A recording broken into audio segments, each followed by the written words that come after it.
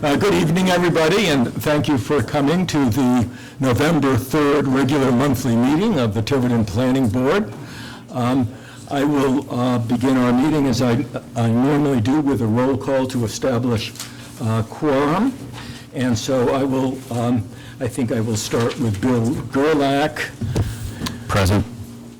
And Chris? Here. Janice? Present. Rosemary? Present. Stu is present. Tricia? Present. Adam? Present. Peter? Present. Thank you. We have a quorum, and we also have, sitting right next to me, our legal counsel, Todd Romano, and sitting next to Todd, our interim AO and planner, Ashley Sweet, and we also have Nathan Michael, who is our consulting town engineer, and we also have Ed, who is the clerk of the planning office, who you all know. So welcome, everybody. I'd like to start us off. I would like to start by calling the representatives of EcoG. I think I see Julia and Michael in the audience, and to come up to the table. And while you're doing that, I'd just like to bring everybody up to date on where we are, because it's been a couple of months, or at least a month and a half. So EcoG Energy, as you probably know, is proposing a relatively small, roughly half-acre solar ground array at 590 Fish Road, which is close to the intersection of Fish and Eagleville. We are reviewing this application concurrently under both development plan review and major land development. The time clock is October 14. So at our last, we last met with the applicant, I believe August 12 was our August meeting. And so we haven't seen you since August 12. At that time, the applicant agreed to provide many items, some of which were pretty small, such as a Class 1 survey, a landscaping plan, surety for the removal or the decommissioning of the solar panels after their life cycle had run its course. So we were planning to bring you back in September. At our September meeting, it was actually August 1st that we heard you last, so September 12th. And actually we got a memo from Julia requesting that we continue the public hearing and the meeting to tonight, October 3rd. Subsequently, we received a packet of information with a number of items that we had requested, not all of the items. And of course, if we don't give you conditional approval tonight, we would have to request that you extend the time clock, because right now the time clock runs out October 14. But so I'd like to, would you like to give a little bit of a presentation on how you have responded to our last meeting, and then I'll call on Ashley to respond for the planning board. So go right ahead, Julia or Michael, whoever wishes. Great. Sure, thank you for having us back tonight, and thank you again for allowing us the continuance. We had just run into a few delays from getting our, particularly the Class 1 survey updated, so we do appreciate that time to take care of all of that. So since we met you last in August, we were able to get the Class 1 updated. We were able to get a surety decommissioning plan signed off with SLR. That was just recently provided. I apologize for the short turnaround, the delay on that one as well.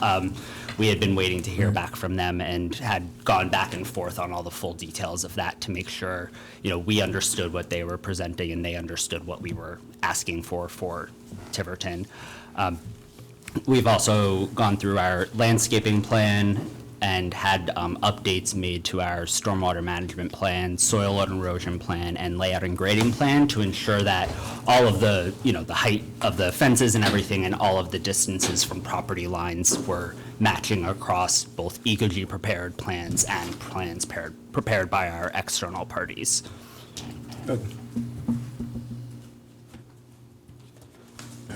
And everybody should have a copy of that in their packets.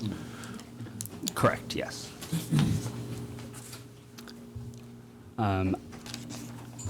So we would like to start with the updated survey.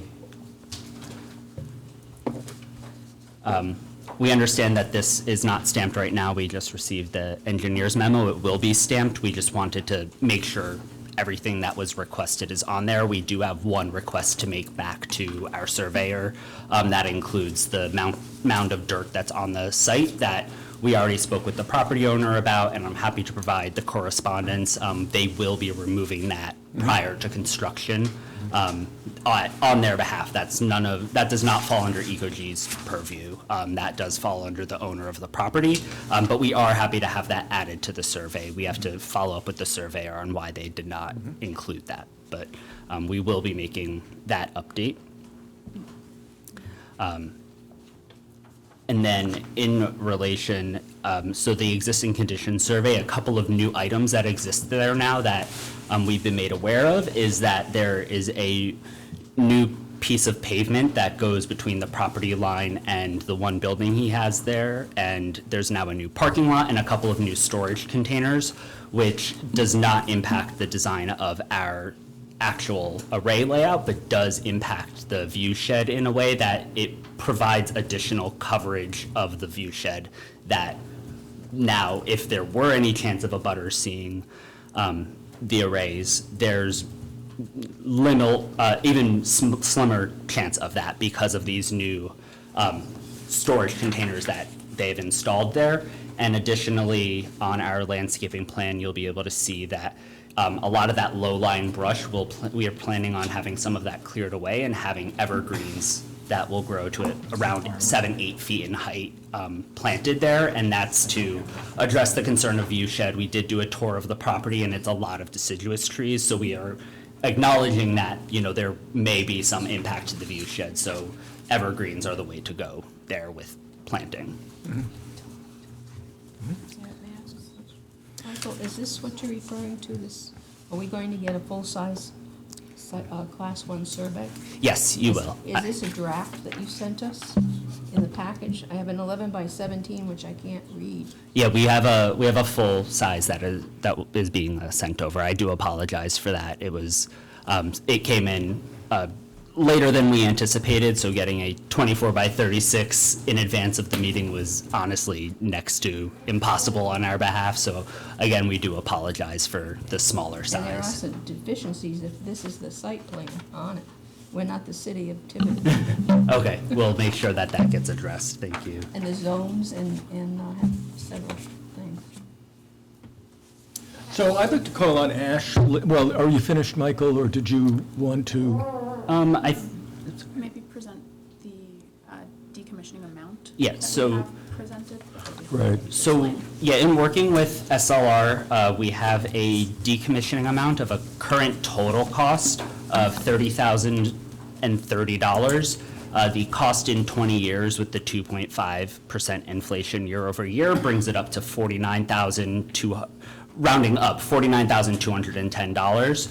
And there is a salvage value that's built in there, which would bring down the net cost in 20 years to $39,210, give or take a few dollars. And that salvage value was found out of a case study from 2020, and we're happy to provide that if requested.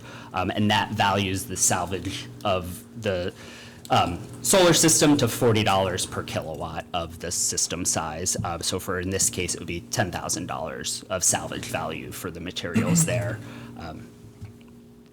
And So Nathan's firm has a solar expert, and Nathan will run the numbers that SLR, or whatever that organization is called, has provided, and give us a second opinion on that. Okay. But you'll have to pay for that. Understood. And will we work directly with you, Nathan, on that if there's any discrepancies, or is that something that, I'll probably put my correspondence through Ashley and Ed, okay, unless you guys want me to. That's what I've been doing. okay, And then they'll get it to you. yeah, great, thank you. Good. So Ashley, you have a few items that you would like that have not yet come in. Right, so Nathan did highlight some of those for you in his memo, which we can quickly. Yeah, because we look just at. got that tonight, I Yeah, guess, right? that's my fault, I apologize. That's not Nathan's fault, that's my fault. Someone want to know? Yeah, if you could. Yeah. If you could just summarize that, Nathan, that would be very helpful, and thank you for doing that. Yeah, so this is just an update to the previous memo. I didn't, I basically just kept the items that I still didn't see on the plans, like the stamp. I did say just the existing positions showing things like that, or Nathan, can you come up to the podium and speak in, because I think the people in the audience aren't able to hear you back there. That's good. How's that? All right. Yeah, so as I mentioned, the applicant already addressed the pile of earth in the existing conditions.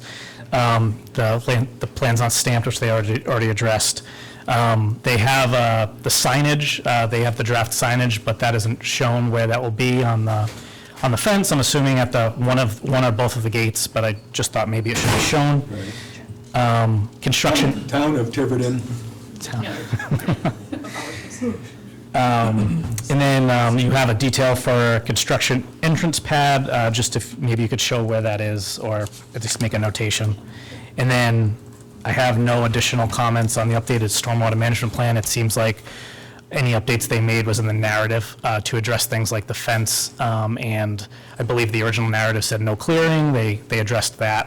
And the only other note I had was under one of the minimum standards, they said there's no illicit discharges, and then they provided a draft form that they can sign, just confirming that, to their knowledge, there's no illicit discharge. That's not signed. You could have them sign that as part of their final application. And that's it. Good, thank you, Nathan. Can I Thank you. help you? And so Rosemary would like to add a few additional items. If this is the site plan that we have here, again, you've already noted, and so is Nathan, it's not signed by the PLS. The locus, we can't read it, so get a better locus. The title block has the city of Tiverton, and the project name should be in there if it isn't already, but I couldn't see it too well. Okay. No zone, I didn't see any zones. We're supposed to have a zone on here. And I have a question, and that is, I believe it's the property line. It doesn't go up to Fish Road, and it goes through somebody's house in one case. So I don't understand that. All those lot 114, 113, and 111, the frontage doesn't go up to Fish Road. I guess that's one for your engineer. And do you see what I'm talking about? I do not. Do you notice where? I believe it's, you see what it is, Stu? I believe I see what you You are see what- There appears to be a setback. Yeah. Yeah, I mean, the property line isn't properly shown Yeah. from a novice's point. We will definitely follow up with our survey. The same on thing this. with the. Oh, I see where that It- is. You see it- the it's- subject property. the it's neighboring confusing, properties. yeah. I see where that is, okay. You know, I just, Yeah, right up there. Yes, going through, yeah, I see it, okay. that's all I had. Okay, thank Thank you, you. Rosemary. Thank you. And, yes, Bill? Mr. Chairman, just a couple of quick questions. I noted some discrepancies between the stormwater plan and the plan set. So Section 1 of the stormwater plan, as well as Section 2.1, references a 6-foot perimeter fence, and the plan set indicates an 8-foot fence. I don't know if that detail is substantive or needs to be corrected. Also, in the stormwater plan, section 1 states 5 rows of ground-mounted solar, and then in section 2.1, it states 6 rows of ground-mounted solar, and then the plan set illustrates 5 rows. So again, some discrepancy there. And that was the only. Thank you. Good catch. Are those still discrepancies? I or is think, that the older I, version? We have discussed that before. That is still a discrepancy on behalf of the company that should have updated, so we will get that updated. It is the 8-foot fence, yeah. Yeah, we had discussed that. It seems like there are just some Scribner's errors that Yeah. keep getting carried over, so we'll Yeah. make sure that those get corrected. And same for the number of arrays. Yeah, thank you for pointing that out. We will address those. So Ashley, yes. do you have anything to add? No, I've been keeping track and I'll have a list of conditions for you to consider if you want to move the application forward. And these would have to be conditions of approval for the preliminary, which means they would have to be satisfied for you to submit the final plan.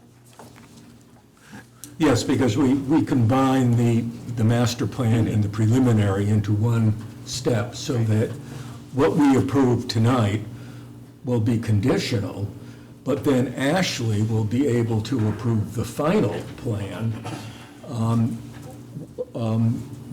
administratively, after she makes sure that all of the corrections have been made and all of the i's are dotted and the t's are crossed. So I would hope that we can do that tonight, but I'd like to ask anybody, I'm seeing, Tricia, did you have some? I just have a couple of things. Remind me, because I have forgotten, but the fire marshal has signed off on the plan that is in our packet, correct? The emergency response plan that's in our packet? The fire marshal should have, I haven't seen that correspondence. I haven't seen anything from the fire marshal in our packets. We have corresponded with the fire marshal. I don't believe that we've provided a copy of that to you all. I don't think we have, but he has been reviewing these, so we can Good. provide that in a final approval, potentially. So Ashley, you should give a copy of that to Ashley, so that she can put Because that in the the packet. ordinance actually requires that, so. Absolutely. So Ashley would need a copy of the fire marshal sign off on the plan that was in our latest submission. The other thing, and this is a small nitpicky thing, in the surety estimate, there's one section where I think you had filled out this form and you haven't actually named the company. It says name of company. Right, I noticed that too. It's on page, The name of the representative Is it and the name the of the name of the company? company were left. Gotcha. and then Right, I forgot about that, but I saw that too. my only other condition would be that all of the requirements in section, let me just look at this so I have it in front of me. All of the requirements in section 14, the financial surety are met, because that includes an affidavit that has to be signed, a copy of the surety agreement from the treasurer, as to the financial instrument that's used, yada, yada. And this financial surety assumes a lifespan of 20 years. So I would also just ask Todd or Ashley and the applicant, in the event that they wanted to continue beyond 20 years, whether or not as part of, because these are legal documents that Todd will have to sign, whether or not that, to consider, do you want something to be able to extend beyond 20 years or not? Otherwise, it's presumed that that's the decommissioning time. Yeah, I can Yeah. speak to that we will certainly want to add something in there to the effect of we may choose to extend this. We certainly have that option in our agreement with the property owner, so we would want the surety to match. So we can provide the language in the agreement that we have with the property owner for what an extension period would look like, and then make sure that the options in the surety match that. Is there someone in particular that we should be reaching out to for that, or Ashley, is that something that you would facilitate? For which part of that? Well, Patricia was saying that there's someone who needs to sign off on, So it's the or there's an treasurer, affidavit right? that we need. So, yes, the treasurer, and if you read this, there's a Okay. required affidavit that has to be submitted. Okay. And the treasurer. Ed and I will help you coordinate with the right people. Thank you. What form of surety will it be? Cash? That's up to the applicant and the treasurer. This allows for options. Okay. So Tricia, are you satisfied with the landscaping plan? Because you had a lot of questions about landscaping at the last time we met, back in No, August. I am. You are? Thank you. Great, Yes. thank you. The only issue I had, well, I'll do mine, and then Chris, I'll call on you.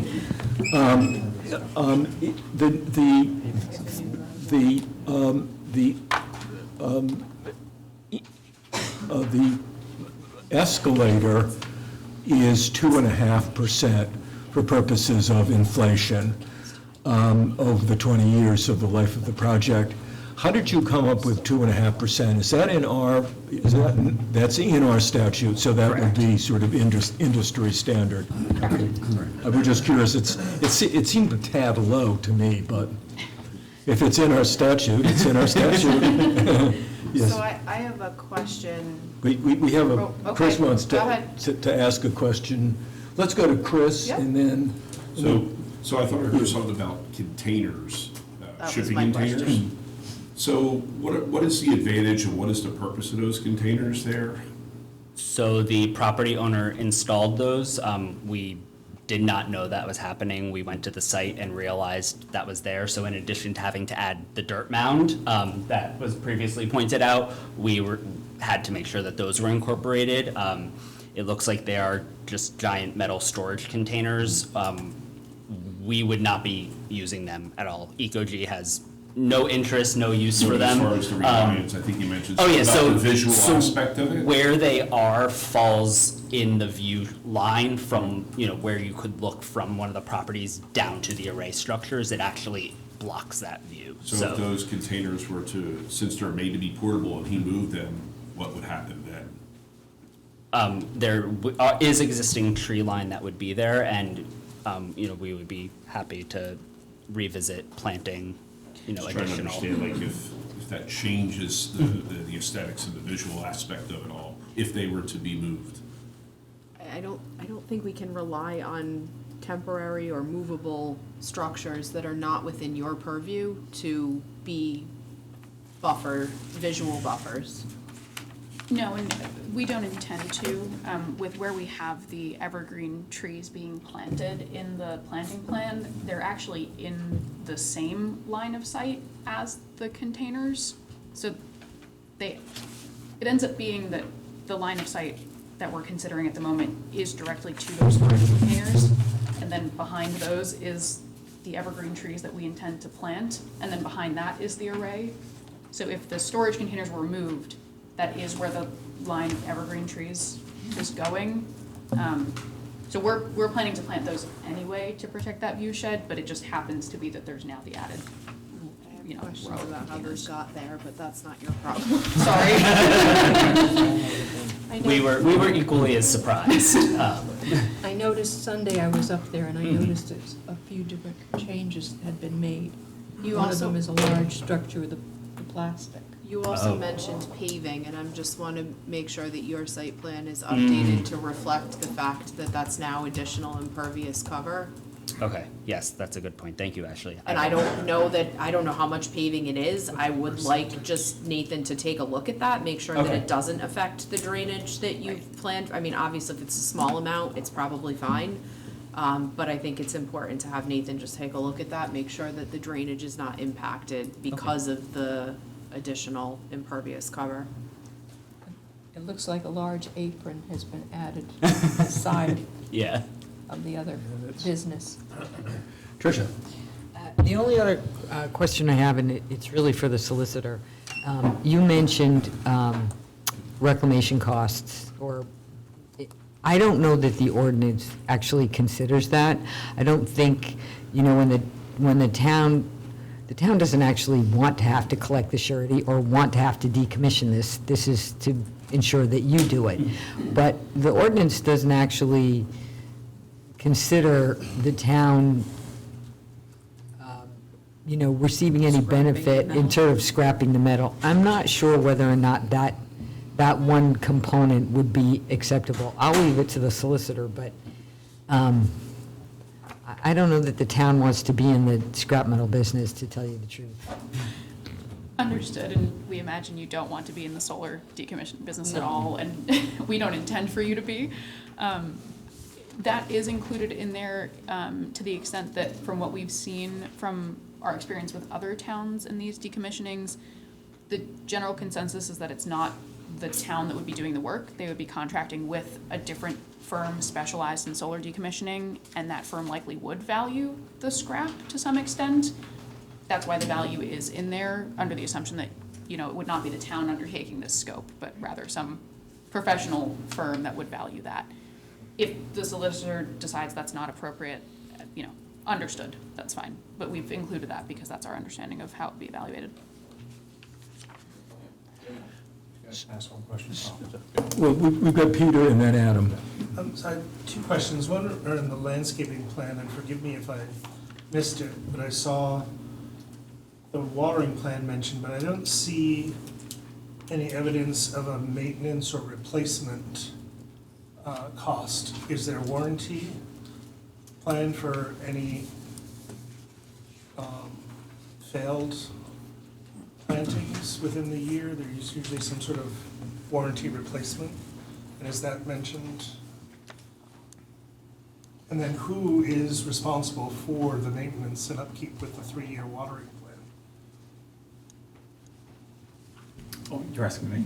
I can speak to what is in our plans, and whether or not this is satisfactory is up to you all, but our plant material is guaranteed for 1 year from our date of acceptance, which is more or less going to be the planting date. It's about 1 year from delivery.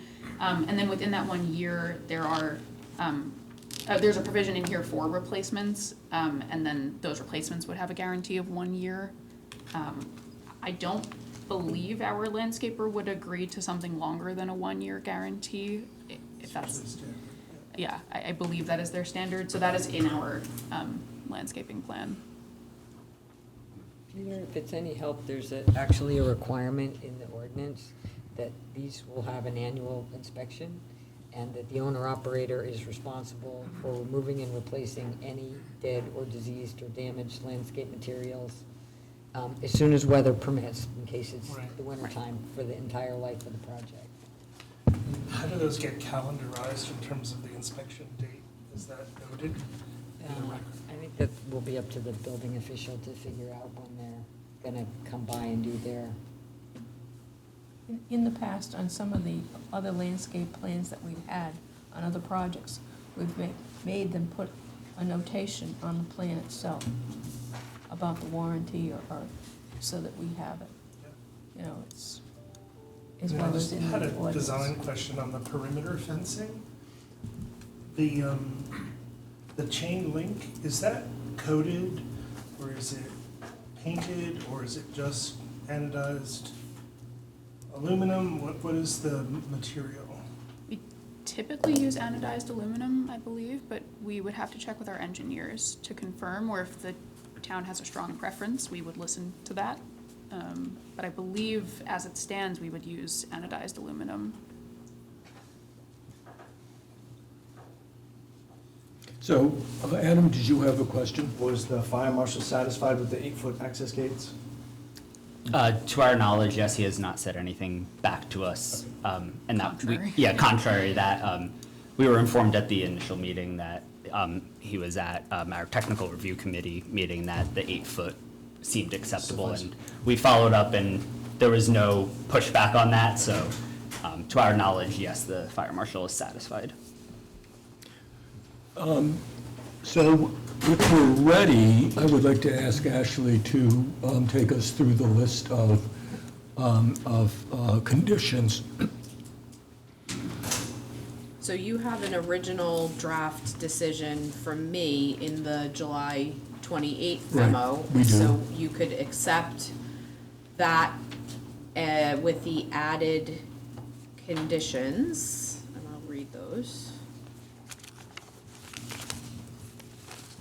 That the decommissioning plan is reviewed and signed off on by the town engineer or his designee. That the site plan will show the sign. That the site plan needs to be updated to reflect the storage containers, the dirt mound, and the newly paved area. That the town engineer will confirm that the added impervious paved area is represented in the lot coverage, and that the impervious surface does not impact the stormwater plan as presented. You will show the construction entrance pad on the site. You will finalize the form for illicit discharge with signatures. You will update the locus map on the site plan. You will correct the reference to the city of Tiverton. You will add the project name to the site plan, the zoning districts and the dimensional standards for the district. You will clarify the property lines on the adjacent parcels as discussed. The stormwater plan reference to the fence height will be corrected. That you will provide, and the number of solar arrays.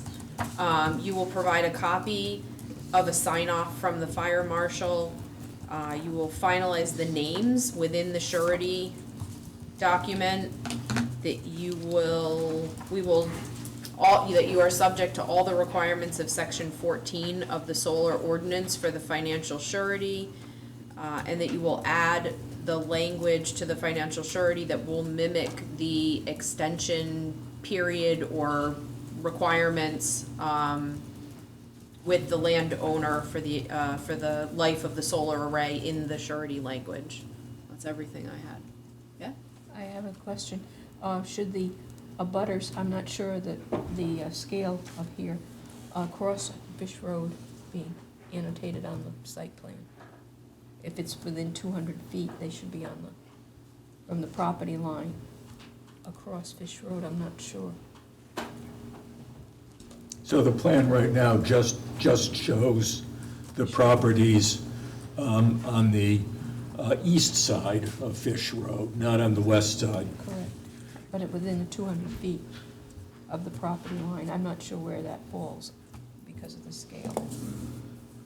So we would add that the site plan will show the property lines and property owners across Fish If it's Road. within the 200 feet, If it's within the 200 feet. Yeah, on the west side of Fish Road. right. Yeah, I believe it is for the very front of the lot. So there's a small section of lot that is on Fish Road for the lot in question. Right. Within 200 feet of that, yes, is the other side of Fish Road.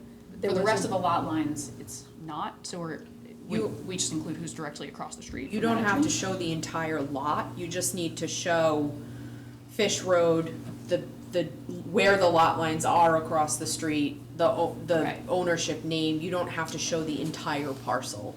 Got it. Behind, like the entire extent of their property. Yeah, There was an abutter here that spoke early on. okay.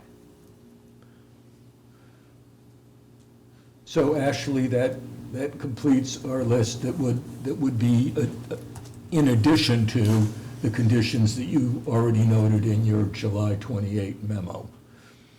And you also have findings of fact, and those findings of fact will remain the same. Yes. So Julia and Michael, you got all of that, I hope. And I think Ed probably has gotten all of that, and so all of those conditions should probably be reflected in the minutes. and then you can consult with Ed about that if there's any confusion. Good. And I think that we don't need to actually read out the findings of fact, word for word. You've had it since July 28 in Ashley's memo. So I think maybe just a single motion, and our motion would be to concurrently approve the master/preliminary plan for the major land development and approve the one and only plan for development plan review. And the master land development would be conditioned upon all of the conditions that Ashley just cited, as well as the conditions already noted in her July 28 memo. So I think just one motion to do all of that, and then that motion would also give Ashley the authority, confer upon Ashley as the AO and planner, the authority to make to approve the final plan administratively after she has made sure that all of the conditions have been met in full. So that you would not have to come back here and we don't have to ask you to extend the time clock. So that would be my motion, if everybody understood it. Maybe we should have a second on my motion, and then we will have a discussion. A second. Okay, so Adam, you would like to start the discussion on I this? just wanted to clarify the public hearing portion of this meeting. Yes. Was that ended at the last meeting? And it's just on our agenda for what purpose? No, the public hearing is continued, and you know what, I neglected, thank you, Adam, for catching that. I neglected to invite members of the public to come up, so I'll do that now. We haven't voted on anything, we haven't made any decisions. Any member, I see Jay Edwards has his hand up. Jay, could you come up and speak into the mic so everybody can hear?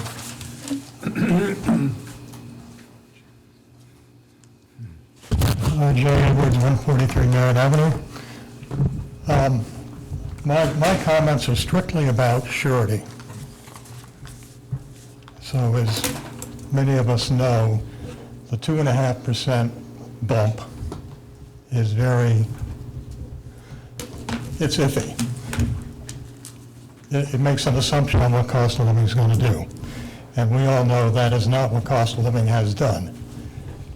The problem I have with this is taking out the value of recycling from the final number. And the reason is, if the owner decommissions the place like he's supposed to, he's going to get the money for recycling. The purpose of the surety is two things. One is to make sure that the owner decommissions the thing, has the funds to do it, but more importantly, in the event that the town has to do it.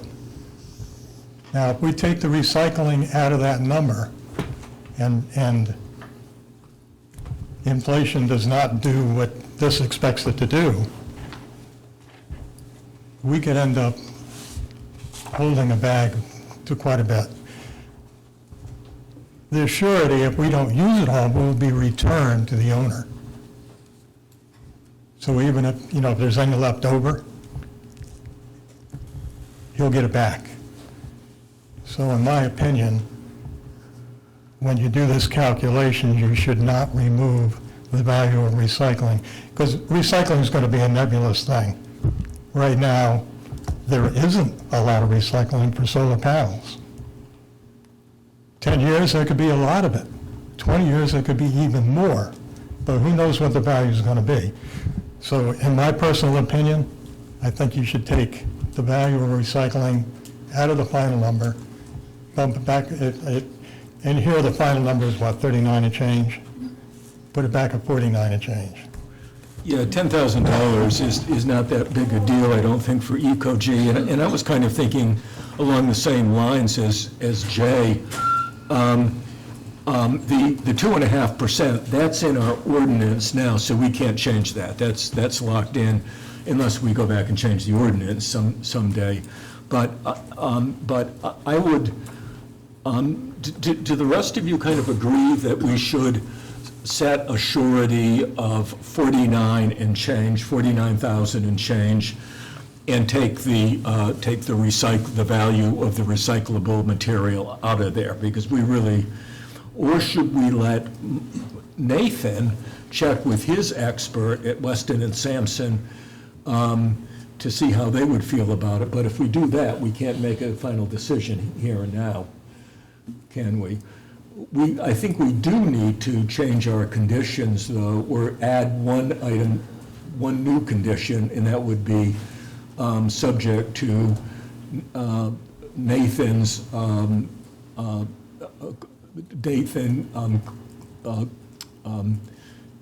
getting an opinion from his expert.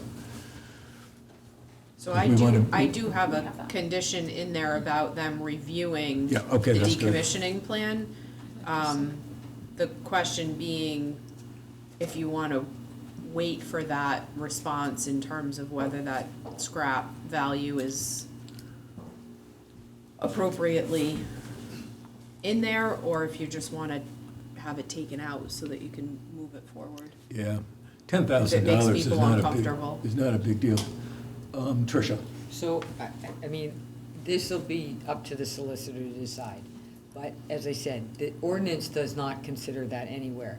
The ordinance does consider what the surety is supposed to cover. And there's nothing in there about value, for scrap value. What's in there is physical removal of the entire solar system, all the components, mounting systems, disposal of all solid and hazardous waste, if any, in accordance with federal, state, and local regulations, stabilization and revegetation of the site, and any earth disturbance. So there's nothing in here about that. So, I mean, Yeah. the solicitor might disagree, but I don't see where we would have to consider that, with all due respect. I don't think the town wants to be in the recycling solar panel business. Todd, would you like to speak to that? I don't think you have to include it. Trish is right. It's for removal of and disposal of the solar array If materials. the town decided they wanted to recycle it as a game time decision, they could do that, right? Right, that's up to EcoG if you get the value of that recycled material at the end of the day. Or the third party removing it. Right. And can I say one more thing? As to the 2.5%, the ordinance says with a minimum 2.5% estimated annual increase. That's just a floor. That was If a- the experts That's a say, ceiling. if the experts say it's a different cost It of should living be a increase, different. Right. and that would come from the la- Western and Sampson expert. Okay, let's leave that as a condition, because but I think there's a consensus around this table right now that the recycling calculation goes out. That $10,000 is not factored into the surety. Now, whether the surety is based on 2.5%, or if Nathan's expert comes up with feels strongly about a different figure, I think that should be a condition that you would be required to meet if we have to. So if you're agreeable to that, we can move forward. Yes, Tricia? The ordinance actually says that. The ordinance actually says that if the review done by our engineering firm differs in terms of the estimate, that the planning board has the right to set a different surety Yeah. amount. So that's an issue to be determined, but it's a condition of our approval tonight. So you might have to, live with a higher figure. So I would recommend, if that's what it says, that I would recommend that your condition is that the decommissioning plan be reviewed to confirm that it meets the standards of, that's section 14, right, you said? Yep. 13 and 14. And and confirmation that the estimate is accurately represented if the estimate comes, if he comes back and says, you know, that estimate's not accurately represented, it really should be this, it's gonna come back to you on final because the condition won't have been met, that it was, because it says that the planning board can set it, so I can't accept some other percent, you will have to accept it. So if in the review, he comes back and says, no, it shouldn't be 2.5, it should be 3.5, it's gonna have to come back to you to set that at 3.5 as a final decision. Right, but probably doesn't require your presence, unless you care to be present, because it would be a simple, You'll just accept We his would estimate, simply accept you it, have nothing yep. else really to Nothing. discuss. So But, but you have to live with that, you'll have to live with that figure, or your firm will have to live with that figure. Yeah, okay. Let's see. This is the first time we've done anything under this ordinance, so we're sort of feeling our way through it. So we have a motion on the table, we have a second, we're having a discussion. Is there any other discussion on that motion? We're making a motion to approve conditionally the preliminary, the master/preliminary plan and the development plan review final plan, or one-step approval for that. And then Ashley has the authority or the direction from the planning board to approve the final plan administratively when all of the conditions are met in full. So that is the motion that we'd like to vote on right now. But Julia, you have a question or a comment? Yeah, if I may, just. Yes, certainly. To Adam's point earlier, does the motion need to include closing the public hearing? I just don't want to get tripped up if that doesn't happen and then the vote Well, happens. I was or actually something. going to call on members of the public to see if they had, now that we've reviewed the motion, we've had our discussion up here. Does any member of the public care to say anything? I see no hands, I see no one jumping up, so I think that part of the motion could be to close the public hearing. Do we need to do that even? I don't think we even need to do that. We really should. Okay. Generally, just, So, yeah, so I will make that part of this motion to close the public hearing. I amend it, and I have to ask Patricia, because she seconded it, if she agrees with the amendment, and she does. Okay? Everybody happy with the amendment? Okay, so then now I'll ask all those in favor. I don't think we need to poll the members, I think we can just do it by hand. It's not controversial. Excellent, very good. Thank you for coming, and we won't see you again. We'll be checking on it. But we'll be looking at it, but it seems like a nice little project. I think it's a win-win for everybody. When it's built. Yep. We hope to invite you when it's in the ground. And thank you for all of your help and support throughout. And yeah, we're excited to be doing this under the first project under the new ordinance. So lucky you. Thank you all. Oh, well, anything, you can say that about almost anything, right? So the second agenda item is a concept plan review for a major land development, which is also a comprehensive permit project, meaning that it involves a substantial amount of low and moderate income housing, for a proposed development of 85 housing units, which would be broken into 4 duplex buildings, 27 triplex buildings, and a building consisting of 54 residential units. And this development is being proposed on a 60.5 acre lot, which is called 0 Stafford Road, but it's actually directly across the road from St. Teresa's Church, which is where where Eagleville comes into Stafford Road, right on that corner.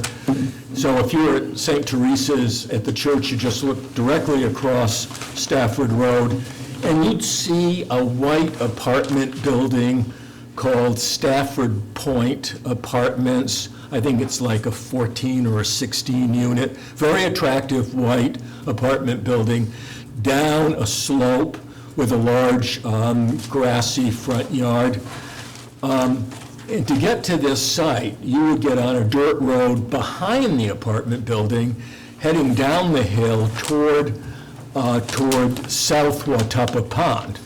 And I believe that most of the building would take place very close to the Fall River border. Fall River, as you probably all know, has a strip of land that goes all the way down South Watuppa Pond, so that Fall River gets the water rights and Tiverton doesn't. So that's where the project is located. And I see the attorney for the project. I don't know if anybody, Bill, is anybody else available? We have Mr. Bisco, the owner, and Karen and Josh from Principal Engineering. Oh, great, yes, I thought I recognized the Prince of the Engineering people. So if you would come up, and everybody knows William Landry of Blish and Kavanaugh, who will be explaining the project. And I believe you may have slides to put up behind me. If you have any slides, you could do that, or you could, if you don't have slides, then then you can simply explain the project. I think we may do the latter, Mr. Hardy. Thank you. You've aptly described the location of the project. It's just north of Eagleville and south of Sportsman's Road. It's a long, narrow parcel that does swing around at the bottom, about 500 feet away. It ends about 500 feet away from South Watuppa Pond, and that distance below it is mostly part of Fall River. We have 60 and a half acres. We're proposing 85 units in the combination that the chair has described. The zone is R60. 1 and 2 bedroom multifamily is permitted by right. Anything more than that bedroom count by special use permit. The densities is kind of unusual. The densities allowed on the property appear to exceed by a wide margin the proposed number of units.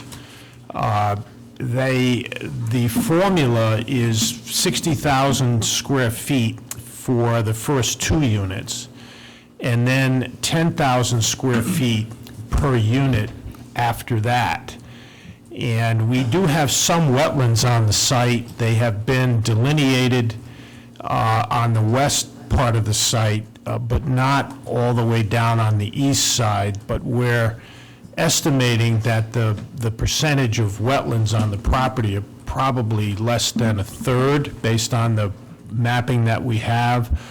So we've probably got somewhere around 40 developable acres, but with this unit count, we probably would only need about 23 based on the formula that I've just described. And that's less a function of the generosity of the owner than it is the geometry of the lot and how you could actually, distribute many more units on the property. We do have a diversity of unit types, 54 1 and 2 bedroom apartments, and the duplexes are 4 duplex units and 27 tris. The duplexes and the triplexes would be for sale condominiums. The 54 units in the apartment building would be rentals. There's a substantial need in town for both. At this time, we expect, but are not 100% certain that the matter would proceed as a comprehensive permit under the Low and Moderate Income Housing Act. There may be some advantages to that, particularly after the first of the year when the preliminary plan stage becomes the first stage instead of the master plan stage. But we're evaluating that now, given that the densities are far below what's permitted by right. We may go in a different direction, but it's the same project. The town is officially at just under 5.2% for low and moderate income. I am well aware that there are projects in the pipeline that will improve that, but the need is still there. The latest statistics are that 21% of homeowners in Tiverton are cost burdened, which means they're paying more than 30% of their income on housing, and 37% of renters are in that status. So hopefully this will help there. This is a site that's ideal for these densities, water and sewer. We've spent a considerable amount of time with Tiverton wastewater on the conceptual sewer approval. We're going to be extending the sewer line and connecting with another line that eventually ends up at the Fall River treatment facility. There's substantial expense involved in financing. We're required to pay for that line, but it will bring sewer service to this area and support these densities. Water? Water as well, public water. We don't have a will serve letter yet for the water, but we will have to have that for the master plan submission. So would that be North Tiverton Fire District water, or would it be Fall River? It would be Fall River water, I believe, Karen, right? Yeah, the treatment facilities in Fall River. I'm sorry, no, the treatment facility for the sewer is in Fall River. I don't know why it would not be Tiverton, the North Tiverton Fire District, but I'm not sure, to be honest with you. Okay. Where would you hook into the sewage? Pardon me? Where would you hook into the sewage? We would have to extend the line for a few blocks to where the line comes out now to serve close to where the line comes out now to serve the casino. Yes. No. So that would be about a mile, actually. Yeah, it's quite a bit. It's about almost 2 miles, I think. Yeah. Well, no, it's about 2,000 feet, right? Yeah, it's about 2,000 feet, we had determined. Yeah. Does Fall River have the capacity? They do. Yeah. So have you considered that you would need to improve the road? So the existing road that goes down to the East Side Sportsman's Club, which has a camp, a seasonal summer camp, that road is dirt, and it's 1 lane wide. I actually took my car down there to check it out. It is not a town-accepted road. It's not a town-accepted road, and it's not entirely on your property either. So there's all kinds of issues about how you would handle that. You're going to have to think about that one. Well, Karen can address that. And it does cross at least one stream, if not 2. But we're not going to use that path. There's going to be a new road that's constructed that won't follow the course of that existing driveway. A new curb cut into your frontage. That's correct. So there's going to be a new entrance road that comes directly off of Stafford Road. We are not So you're in not any gonna way, share. we're not in any way, shape, or form going to use Sportsman's Road. This is a new road, and that first segment will have the duplexes and the triplexes, and then continue down towards the rear behind the adjacent abutters lot. And then we would have the apartment building behind there. So the parking associated with the apartment building is back there. The parking associated with the duplexes and the triplexes are off of that road. It's a 24-foot wide road that we're proposing. It will be paved. We have actually already submitted to DEM Freshwater Wetlands, and they have reviewed the project as far as drainage and everything. So we've gone a considerable distance in terms of making sure that the project is constructible in terms of the sewer, the water, the drainage, and the roadway surface, et cetera. Right, right. And just so, for the benefit of the audience who may not have seen the plans, this 60.5 acre lot is very narrow, as I think Bill mentioned already, but it's kind of like a hammerhead at the bottom, down by the Fall River border, down by the lake.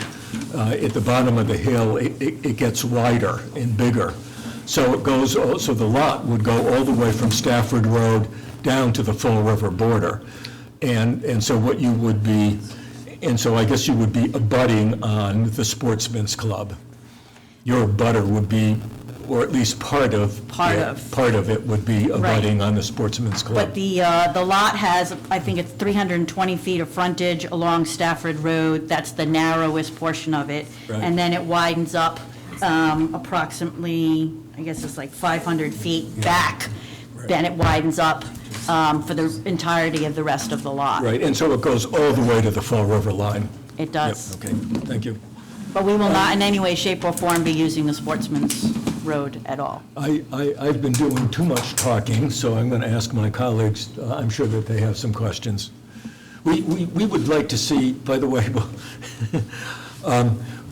before I forget it, we would like to see some architectural renderings of the buildings.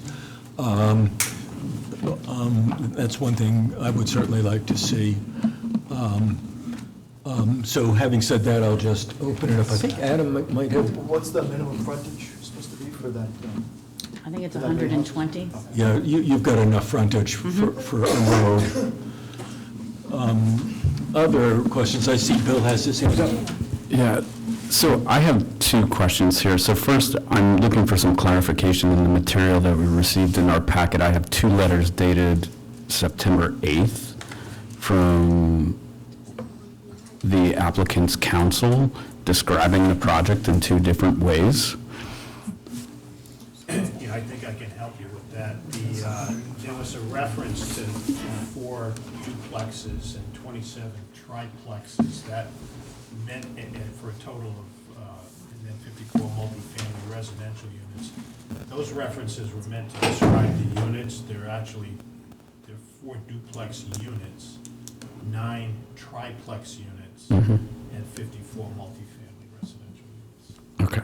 The other letter that's here, though, describes it as 108 residential units contemplated in 2 buildings having 54 units each. Yeah, that's not correct. I'm not sure what that is. Yeah. I'm not sure I have that. That was my question. So it's a total of 85 units, not 108. No, it's Correct. 85 units, and that's what the plan shows. Yeah, and there's 2 duplex buildings for a total of 4 duplex units. Sure.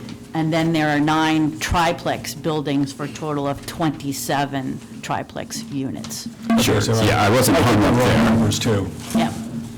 I mean, this correspondence is So how clearly not. just said, it says number of multifamily units, 54. Shouldn't it just be one multifamily unit with 54 apartments? That makes it sound like you're building 54 duplexes or triplexes. To read that like that. 54 apartments. Number of multifamily units, 54. 54 Maybe number of apartments in apartments? one building. Say You one. don't- building. I do understand that, but to read that number of multifamily units, 54, it just sounds like 54 buildings. I would agree with that. And then the remaining 31 units that you're saying are between duplexes and triplexes on your site plan, are those the sort of squares numbered 1 through 31? Right, so the first, you'll see 1 and 2, that's a duplex, because there's 2 units. And then next to that is 3, 4, 5, that's a triplex with 3 units.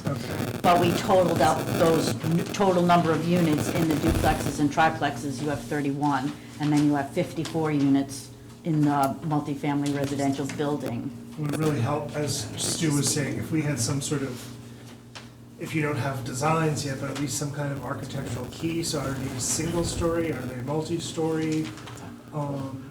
And bedrooms too. We need to Number of know bedrooms. exactly how many bedrooms so that we can calculate the impact on the public schools. Yeah, there will be no more than 2-bedroom units. It's 1 and 2-bedroom units. And that's Yeah. across every, That's across including the everything. apartments. That's correct.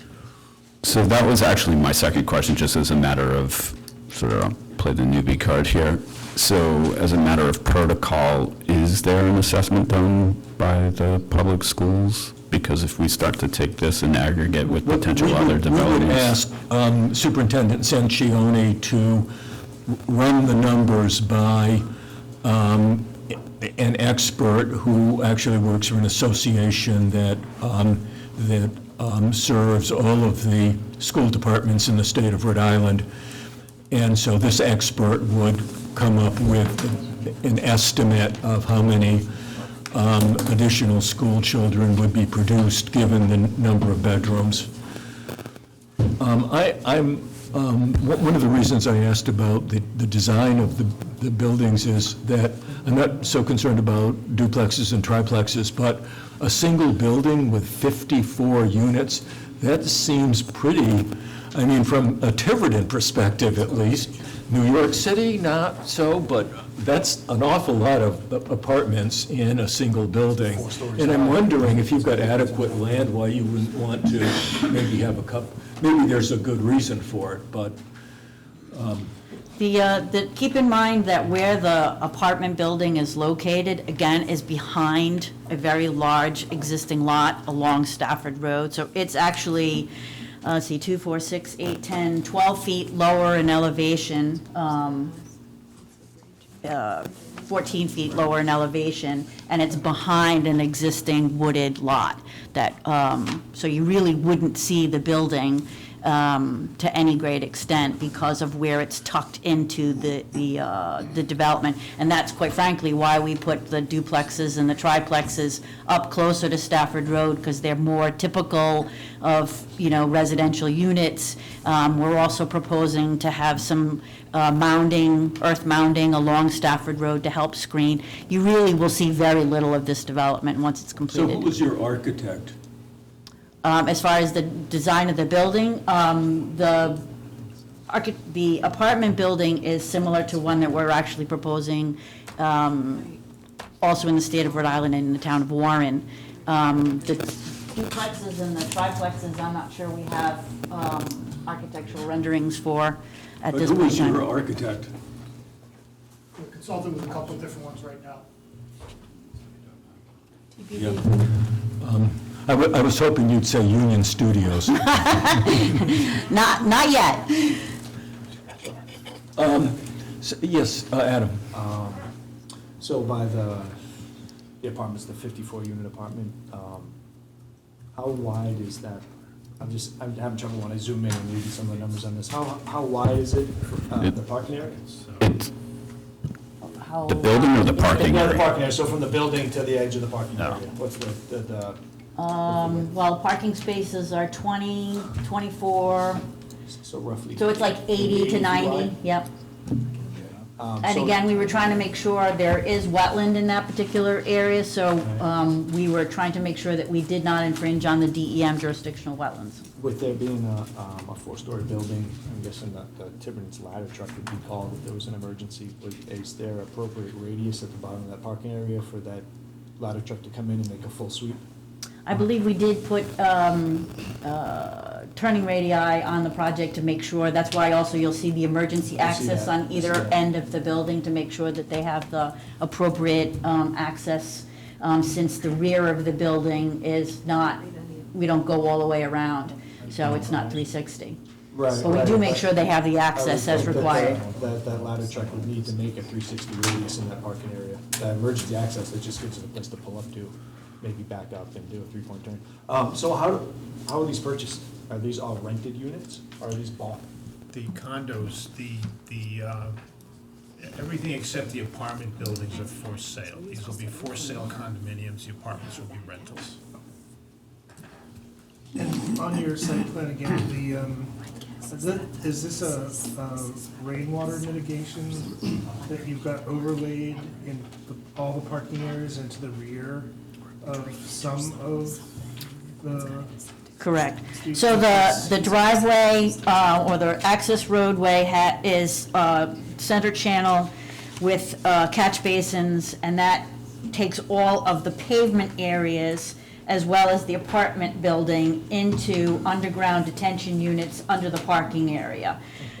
Some of the units, we take just the roof runoff because we have the land area to do it, and the separation to the groundwater. So units 1, 2 through 13, 14 through 22, all of those, the roof will have separate stormwater treatment for their roofs only. But all of the pavement and the apartment building will go into the underground under the parking. So this, quite honestly, it looks like a sea of asphalt with some buildings stuck on it, especially for the apartment building. I don't see any evidence of any kind of space for planting or green space or anything to soften what will be a very hardscape. And then I'm assuming all the parking is in the front, so there's very little, there's a little tiny, it looks like front yard space.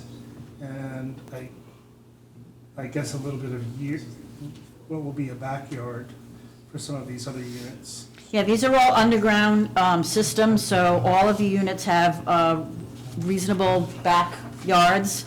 The front setbacks from the roadway surface is at least 20 feet, so they will have pretty much a typical front yard. And keep in mind, quite frankly, as I said, because of where this is located, there is a considerable amount of wooded area to either side and to between Stafford Road and the apartment building. And then there's all wetland behind that that we can't cross. And that is all wooded as well. So this is basically going to be tucked into a woodland. Right. And then there is also room for landscaping adjacent to the buildings and some within the parking area and in front of the building as well.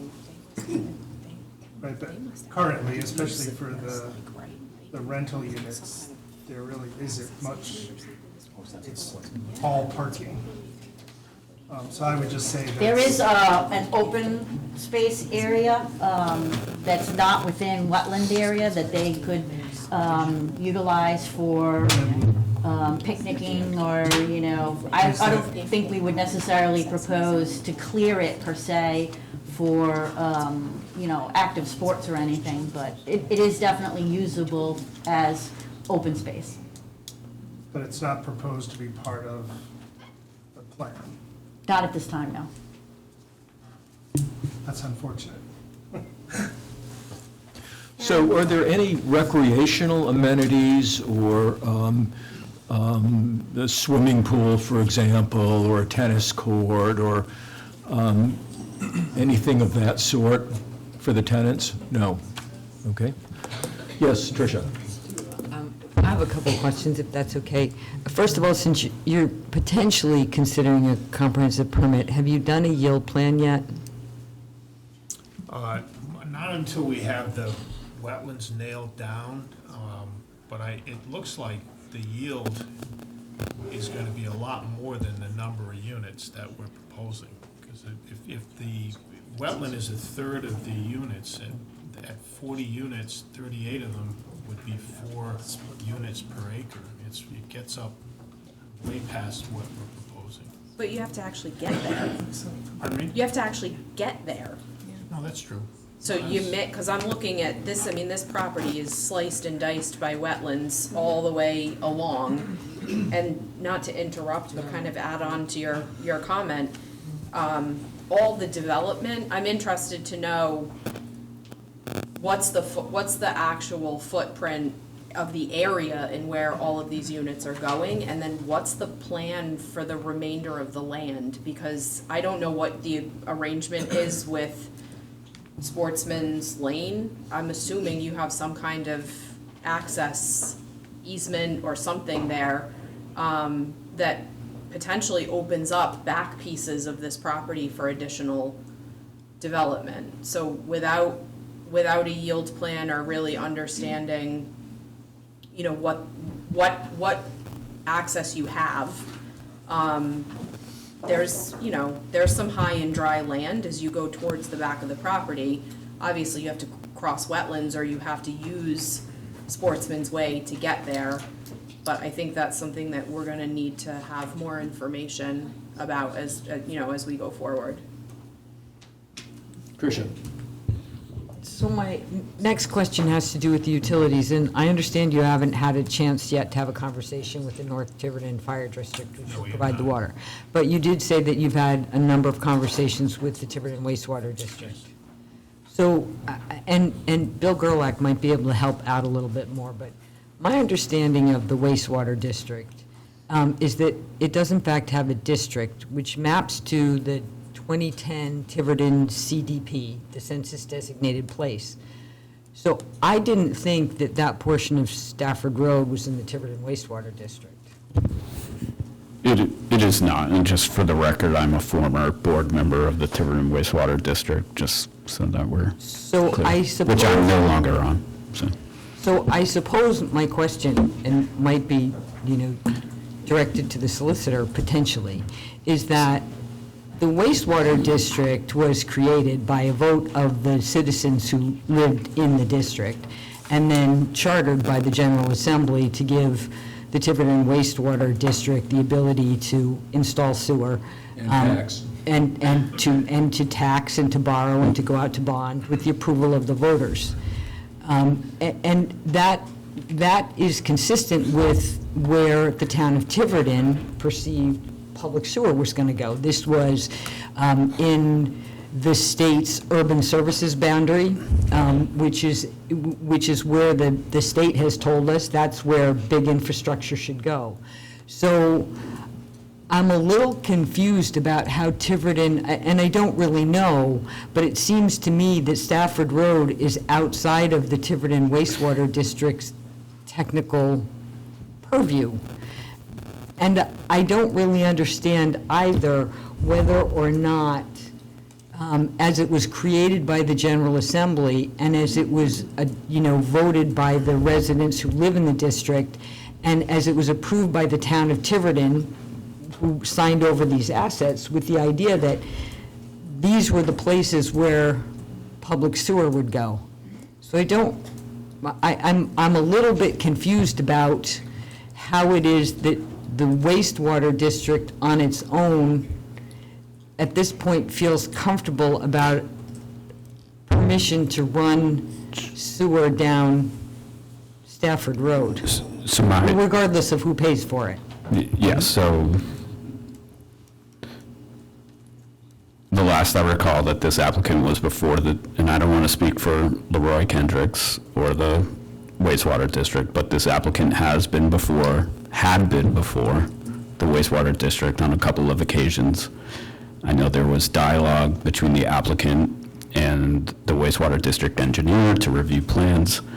Admittedly, it's been a couple of months, so I don't know the latest as to what that dialogue has netted out. There was no approval given at that time, but again, I don't want to speak for the district. I think if we have questions, we should pose a formal inquiry back to the district. I think my question, with all due respect to the applicant, is even bigger than this applicant, which is that we have a wastewater district that was chartered by the General Assembly, voted on, adopted by the town, which handed over its assets with the understanding that, this is where Tiverton was going to put public sewer. And it's a 20-year plan. I mean, there's a whole section of town, but it's, a 20 or 25-year plan. So I'm a little thrown as to the idea of all of a sudden, we're going to run sewer down Stafford Road, which in any of the conversations that ever happened around that, never once did I hear that. So I'm just a little not sure what that all means. Yeah, I think it's bigger than the purview of this discussion. I mean, the casino is a customer of the district, so there is infrastructure at that terminus point.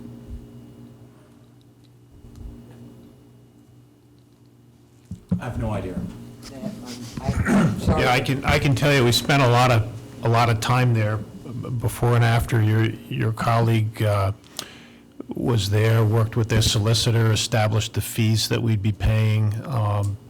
We were well aware that they were already servicing the casino from a connection to the Fall River sewer system. So there was never any suggestion on their part that they were somehow constrained legally from providing the service, but we'll retrace our steps there and make sure we're not over our skis. But I'll tell you, there were several meetings there. There were a lot of letters with their staff. Their staff has turned over recently.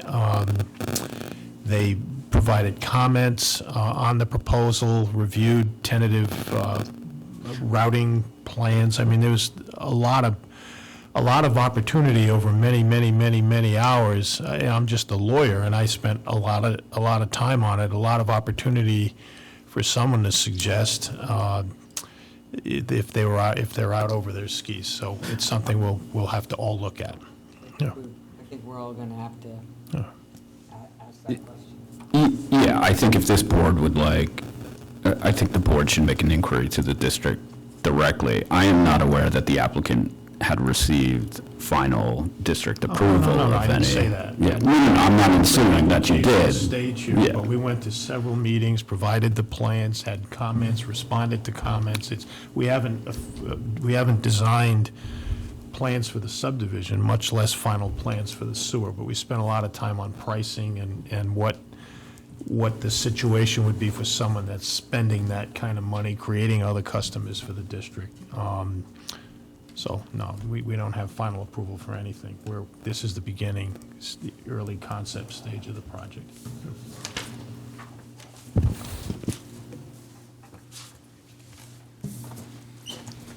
I have another question. Development of this size and scale, is it typical of this board to request commentary or an opinion from the fire and/or police department? Yes. They would be required to get a letter signed by the fire marshal or the fire chief, signing off on the fire suppression issues. Okay. And from a public safety perspective, and one of does those the... issues would be adequate water for hydrants. And also, they will be required to get a letter from North Tiverton Fire District saying that the fire district can, in fact, service the site without causing pressure or volume issues for other people in the North Tiverton system. Sure. And they will be required to get a letter from the sewer authority. You know, and I should think that there would be some technical issues there that also, in terms of pumping up the hill. So all of that, you know, we'll look at all of that at the preliminary plan stage. I have a couple questions here. Yes. I mean, this is a concept plan, and we do have checklists, and the checklists are partially filled out. I mean, it says that we will have a stamped and signed professional land surveyor's stamp on the plan. You reference this on the cover sheet of your 3 pages that you gave us, and I don't see any stamp. I don't see any abutters. That's another requirement of it. I don't see any purpose. Maybe, you know, I mean, we just get these checklists and nobody fills them out.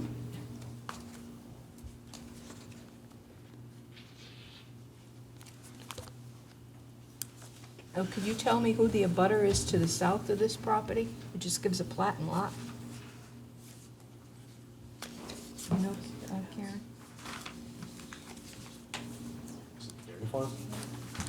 Lot 107, I think. That's the dairy farm. That's the property directly across. But I'm just thinking of further development. What's there? What's, you know, for future development? Yeah, I don't have a butter's information on the plans. And that's a requirement of the checklist. I mean, it's poorly filled out. Check marks. You're supposed to put an NA if it's not applicable.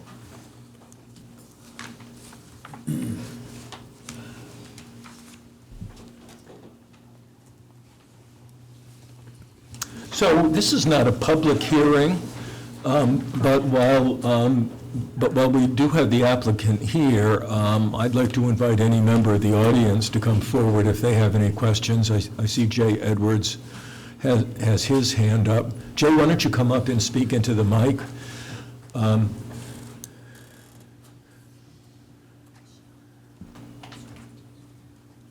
Jay Edwards again.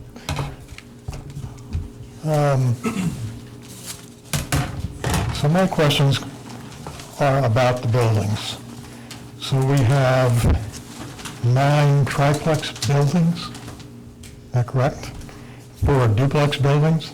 2 duplex, 2 duplex buildings? yes. And 1, if I got that right, 54-unit building. Correct. How big is it? 64 and a half feet by 240 feet. How many stories? By 4 stories. 4 stories is how many feet?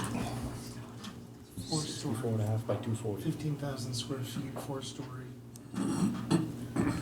4 stories is how many feet high? Half wide, 240 feet long, Okay, but 4 stories is what? maybe 40 feet. 40 feet plus the roof. Looks like a flat roof. And we got a 35-foot height limit in Tiverton.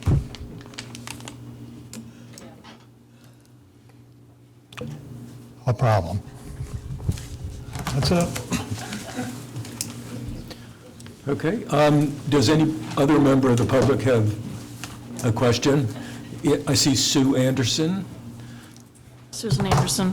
I have a question regarding the water, because I'm looking at the comp plan, and the water, you have water service, it shows an Eagleville, where the casino is, and it shows the water service along Boga Marsh up to Stafford Pond, but it doesn't show it in the Eagleville area. Does the water line run there?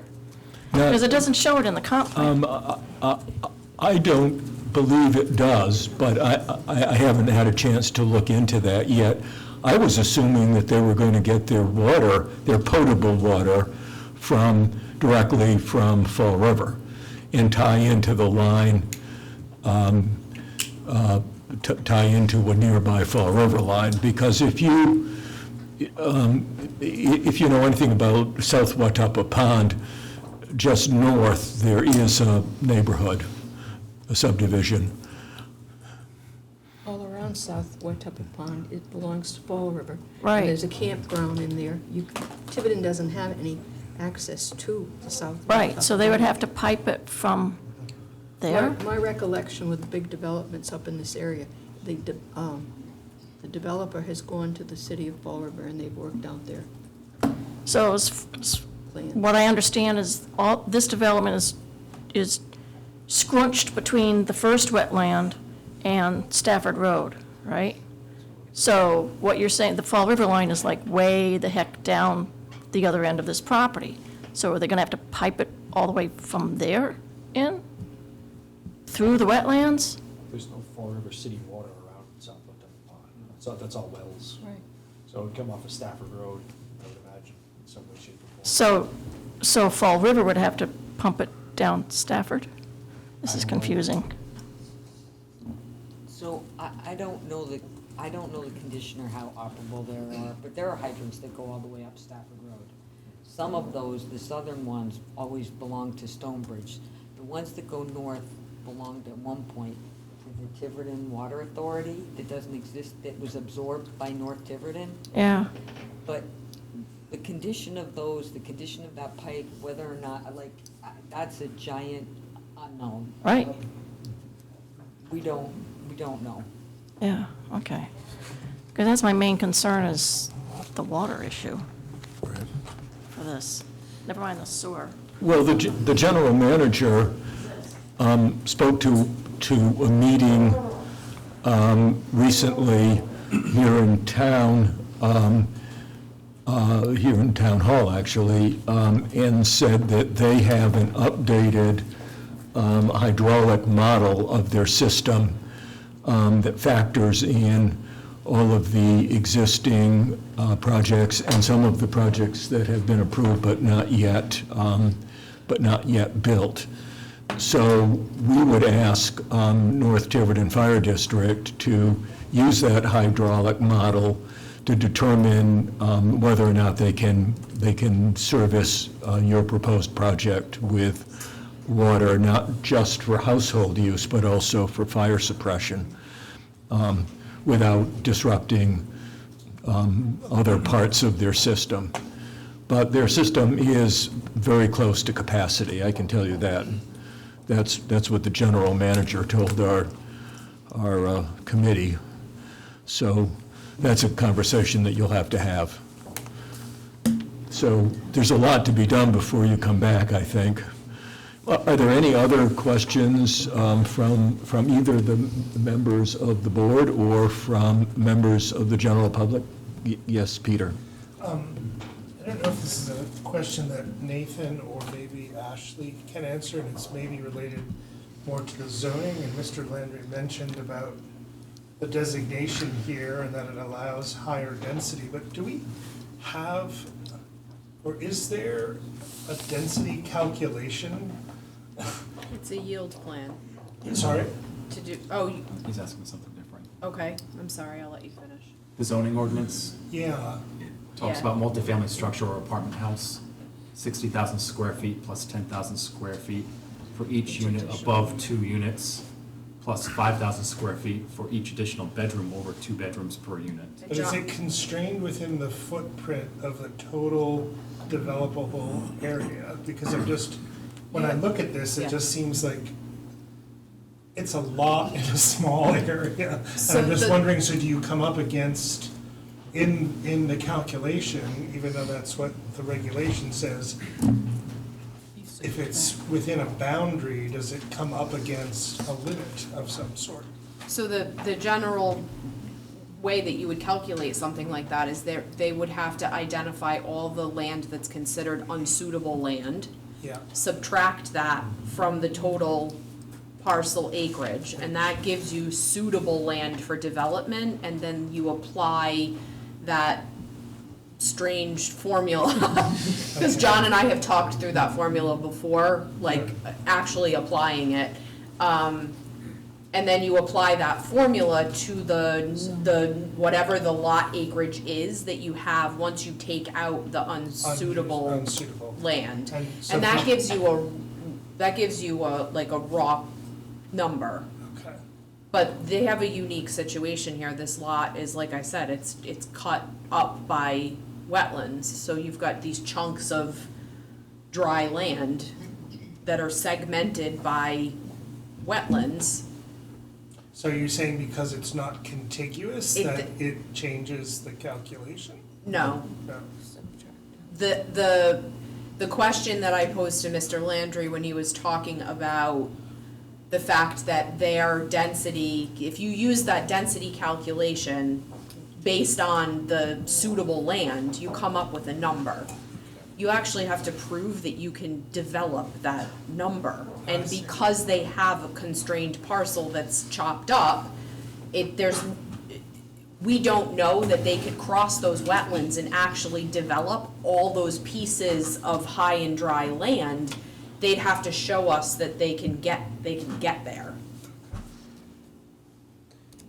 And I'm sorry if I missed it earlier, but for what you are proposing thus far, you've used that calculation to determine that you're within, Well, we're assuming that the wetlands account for less than about 30%, so, that's, but you don't have that definitively. it's not definitive. The wetlands have been delineated on the west side of the property, not the part closest to the lake, but the density we're proposing would require about 23 developable acres, and we've got 60. So we think we've got a big margin for error, but we haven't developed we haven't developed a yield plan yet. We know we have to do that. I mean, we're at a very early, back of the napkin type stage here, and we've obviously got a lot more work to do there.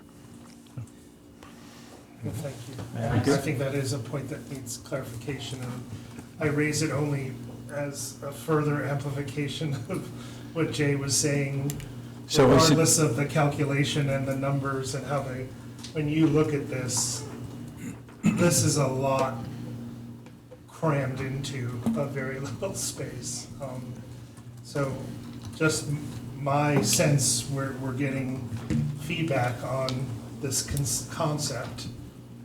It's overly dense and built out for what I think the land will support, and I would say, you know, you're over by 25 units at least, from my pedestrian opinion. So, I see Sue standing up. Sue? I have one more question I just remembered. So I went by there today on my way to my church meeting, and the property just to the south of it, it was one of the first ones that got a historic plaque, and that house is 1845, if I remember right. But to the left is where all this property is, and it has the same stone wall as that property. So it runs from that house all the way up Stafford, and there's like an opening where I guess a driveway used to be or whatever, and now it's all woods. What are you going to do with that stone wall? Because it's historic stone wall. We'd like to keep it where it is if we can, but I don't think Yeah. that's been determined yet. Okay. Just wanted to put that on the record that there is a historic stone wall. Right. Okay, well, Can I ask one question? yes.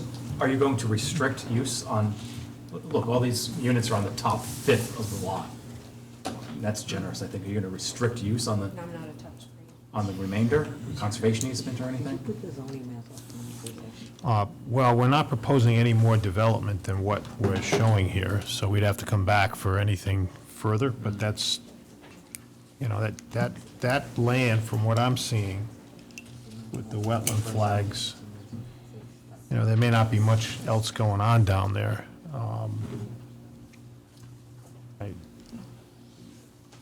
It is all going to be one lot. I mean, it's not a subdivision, so that would be common area as we're proposing it right now. It's very deceiving when you look at the plans that you've given us. I mean, this portion, the development on it looks like a small portion, but yet it comes right out to Stafford Road. I mean, it's so, you look at the overall topo, Yeah. and then when you give us, what do you call it? When you have a new pre-application submission, it looks, I don't know, it doesn't fit. Page 2 and page 3, very deceptive. I'm sorry, I'm not following what you're saying. Well, you have the large lot here on the second page. The third page, you have, it's not as long as the. I had a hard time figuring out where the buildings would be on the lot. Right, so we changed the scale instead of showing, you know, because otherwise you're gonna have to cut it up into multiple sheets and you would see the same exact thing. So in order to make sure that you can read the contours and the parking Right. spaces and all that other stuff like that, the scale of that particular plan has been enlarged. If we had to show the entirety of the 60.5 acres on one sheet, Yeah, match one. the scale would be really impossible to read what you're proposing on the plan. So that segment, if you will, on, that shows just what we're developing, it's at a better scale for visual purposes. So But it we encompasses the need whole to, when you come back, bring slides, and we need to have a very good sense of where the buildings will be on the lot, where the wetlands are, any other features that are, that need to be something like a historic cemetery or stone walls, for example, so that the people around this table and the people in the general audience can see exactly what's being proposed. Now, You can do that without necessarily showing all of the engineering details. So you're going to have to be a little more creative, I think, if you're following what I'm saying, because I have a hard time reading the plans as well. And fill out the checklist properly.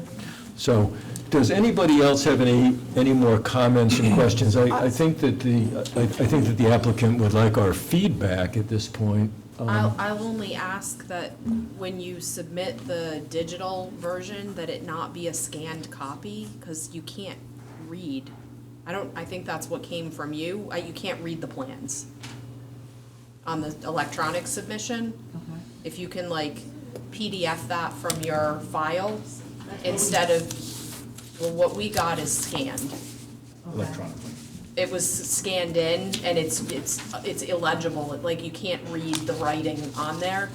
So if we could. Those full-size plans that were scanned? Or I don't just the know little- how, I don't know how they came in, but. I had two versions. One was clearly scanned and the other was clearly PDF'd. Okay. Because I'm able to blow it up on my screen Yeah, and still see the detail. Yeah. Okay. So there's, what was attached, I think, in the package from the attorney, which has got the small size. Okay, then that's what Those are was scanned. But the full-size plans, those are PDF from CAD. Okay. And those should be very legible. All right, so I must have I just pulled up the other one and was looking at that. So as long as we're getting that as a PDF. Yes. Thank you. Yep.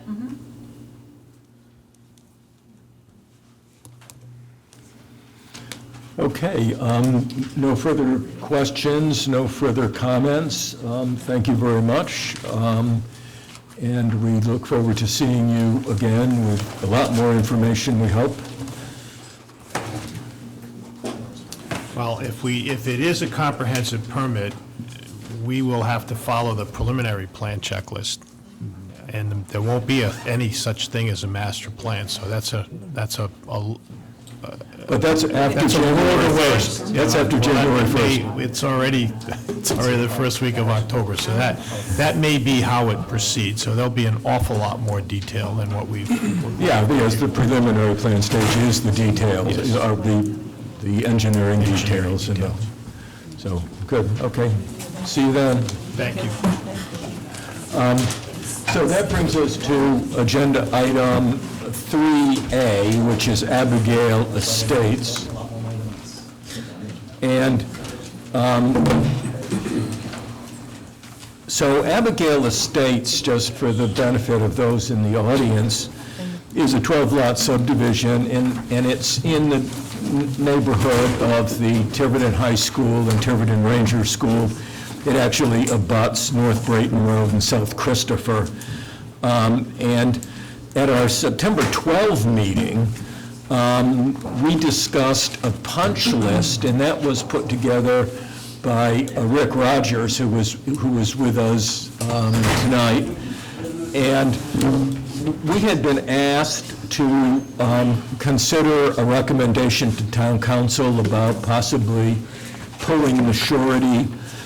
But the way we left it September 12 is that we would ask the applicant to take a look at items on the punch list of improvements that they have not yet made to see if they could make additional improvements in the very near term. And we also asked staff to look into exactly how much surety is left, because we had returned some of the surety earlier.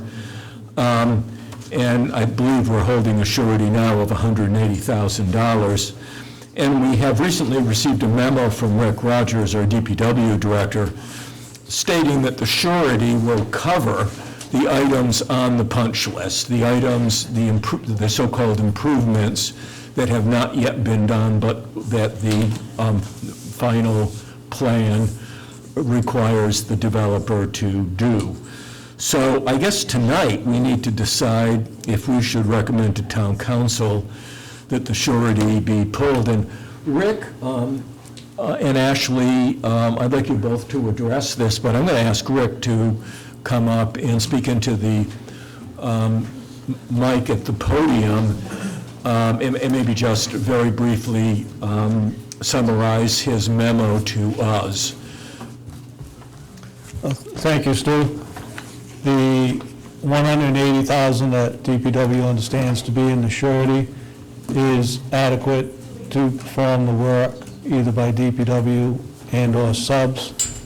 It does not include any kind of HOA requirements, whether the creation of such, any kind of legal fees, etc. There has been a lot of work done by the developer. The punch list dated October 2nd does list the remaining items that can be performed at this time and items that can be performed after site construction is completed on all lots. And DPW's position has not changed from the September meeting. DPW is not in favor of pulling the bond. Ashley, and then I'll call upon the applicant. Ashley, do you have any suggestions or perspective that you'd like to share?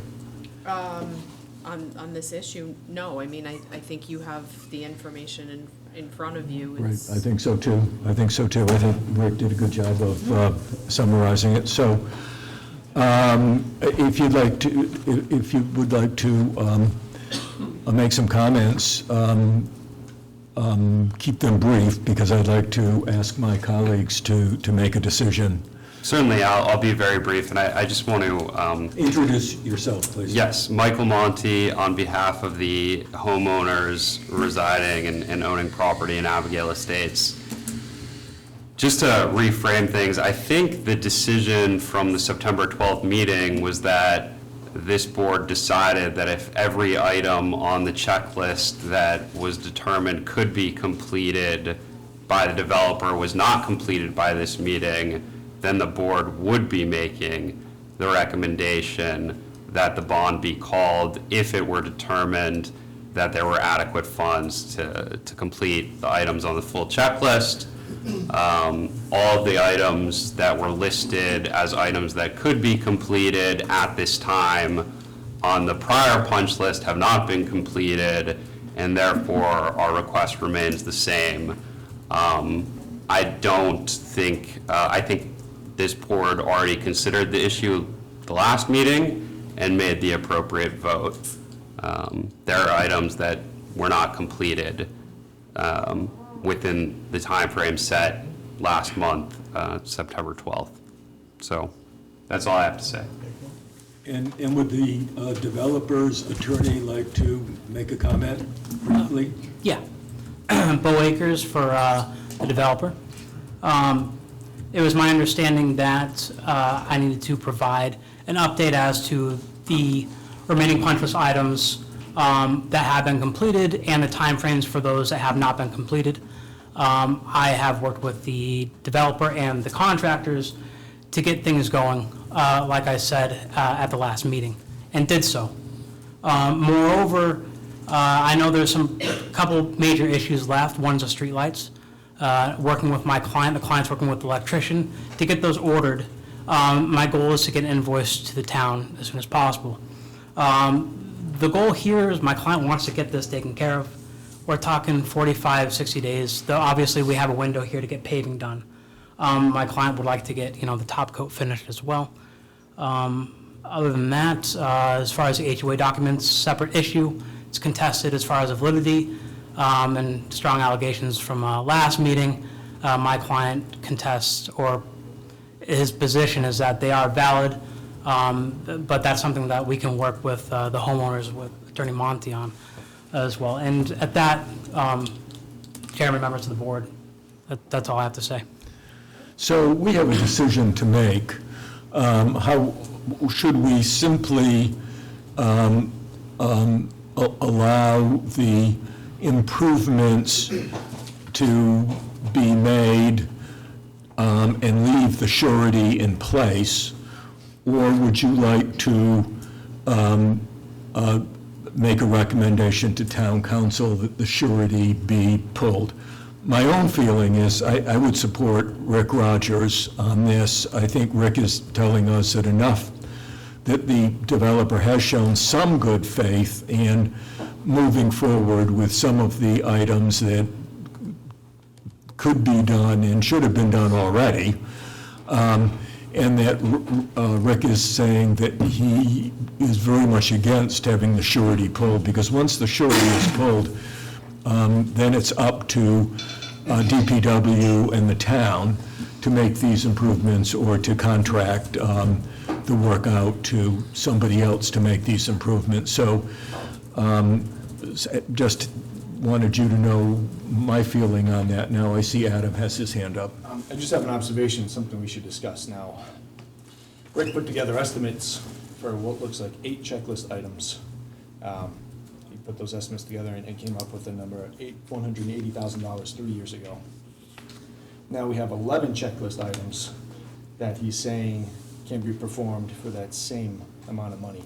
I think we had asked Rick to put together a current estimate for all the work that needs to be finished, and a 3-year-old $180,000 estimate is not current.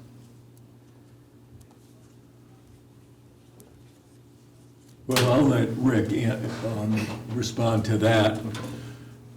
Does anybody else have any questions for Rick, so that when we call him back, he can... I agree with Adam. I think we did ask for a dollar amount of what it was going to cost at the last meeting. And we just got, thanks to Todd, we got it yesterday, last night. And I'd like to know how much it would cost. So, Rick, if you don't mind coming back, questions about your cost estimates. And the reason I bring this up, Stu, is because, you know, like the attorney was saying, we are supposed to make a decision on whether or not to send this to the town council. You know, if we agree to send it to the town council, that $180,000 number, I think, is a dollar right now. I'm gonna help We Rick can't with make that. that decision with that number. I'm gonna help Rick with that, because he and I talked about it, actually. Okay, thank you. The 3-year, at the end of the day, he says that the $180,000 surety bond, which remains, it's actually $280 that remains in that bond, is sufficient to cover the work that is necessary to be completed. It's not 11 items that I count. I count 11, it's subtracting the HOA stuff. You're going through, Items that may be performed at this time and items to be performed after site construction is Okay. complete, and I come up with 11. okay. I just don't have them side by side to compare what's there and what's not. You know, what's on this list and what's on the list that we have from 2020, as far as items to, you know, be performed if the surety was to get. The pulled. punch list items. Right. I don't have it side by side, I don't know how to do that on the computer, so I can't tell you what's missing from one or what's on another. Okay. So, Todd, you're telling us that the surety amount that is available, that the town is now holding, is actually $280,000? Correct. The original bond was $560. They returned and asked for it to be reduced. It was your motion, I believe, Mr. Hardy, to reduce it by 50% only. My math, and I'm not a mathematician, but 560 and a half is 280. My notes from the September meeting have 280 as the surety amount. So Rick, you feel that now $280,000 is more than adequate to handle the punch list items? Yes. Okay. The reason DPW does not want the bond pulled is not because of the adequacy or inadequacy of the bond.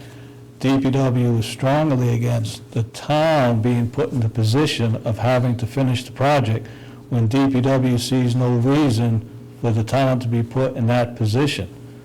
The developer has made progress.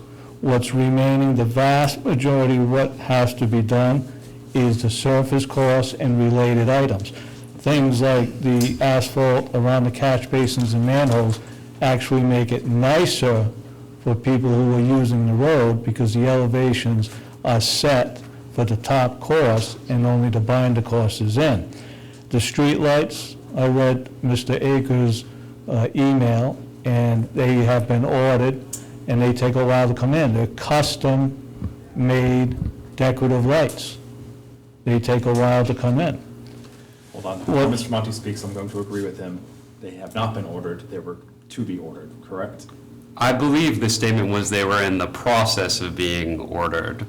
Apparently there's Has that a changed, Mr. mechanism. Akers? That is not to be changed gone as of through. today. That is accurate. The process would be, I'll remind the board that this development was to have been completed on August 17th, 2021.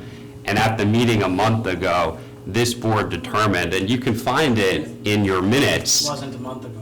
It was the 12th of September. okay, 3.5 weeks ago, that if these items had not been completed by this date, then this body would recommend to the town council that the bond be called. So I don't know why we're rehashing all of the items we addressed 3.5 weeks ago. That decision has already been made. You know, and I appreciate that the Director of Public Works doesn't want to have this responsibility as he views it, but it's really, I mean, these bonds are in place to protect the community. And I didn't bother to bring every single one of my clients to this meeting like I did at the last meeting, because I thought this was an easy decision. 10 items on the list. You said if all 10 items, and 10 is, it was about 10, they're not complete, then that is the decision we'll make. So frankly, I'm confused. This is surprising. I think it's inappropriate. It's very appropriate for this board to question the status of the projects, and it can change its mind and its motion to the town council should it decide to. So that's that. Yeah, well, So we're going to ask Mr. Akers why things are not done. We're going to put aside the homeowner association issues, because that has nothing to do with the bond. The removal of the temporary asphalt placed around catch basins, why isn't that done? I spoke to, I can answer that. Spoke to the contractor Monday, and he said, the contractor told me, per DPW's, advice, that those items can be done when they do the final top coat. That's why that particular item hasn't been done. All right, I'm going to skip the streetlights. What's the story with the documentation from the fire department? Spoke with the fire department, trying to get those documents still from them. Essentially with the fire department, the water main has been tested. I did send a supplemental email, at least regarding the water main. Water main and hydrants are connected. The CEOs were issued for Abigail Estates for that street. As soon as I get further documentation from the fire department, I'll forward those. So I'm working on getting those, but essentially the COs wouldn't have been issued. The water main had been inspected, and I did provide from 2019 a letter regarding that inspection, finding it to be sufficient. Furthermore, I did speak with them again today to follow up regarding the fire hydrants in particular, and they said they're actually going to be out there this month, likely the third or fourth week of October, doing hydroflow tests in that area and on Lynn Road in Tiverton. Mr. Rogers, does this all make sense to you?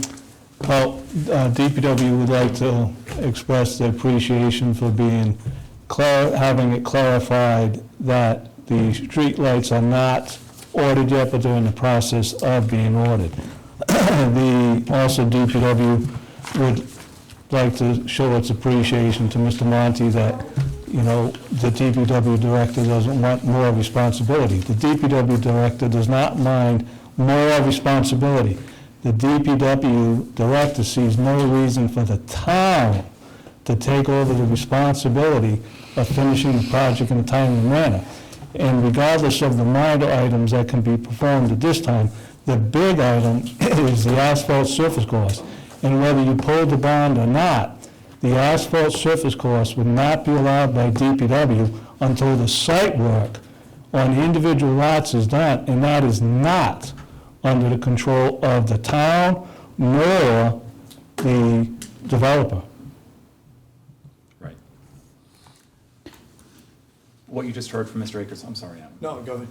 About the fire hydrant testing and the water mains and COs being issued, does that make sense to you?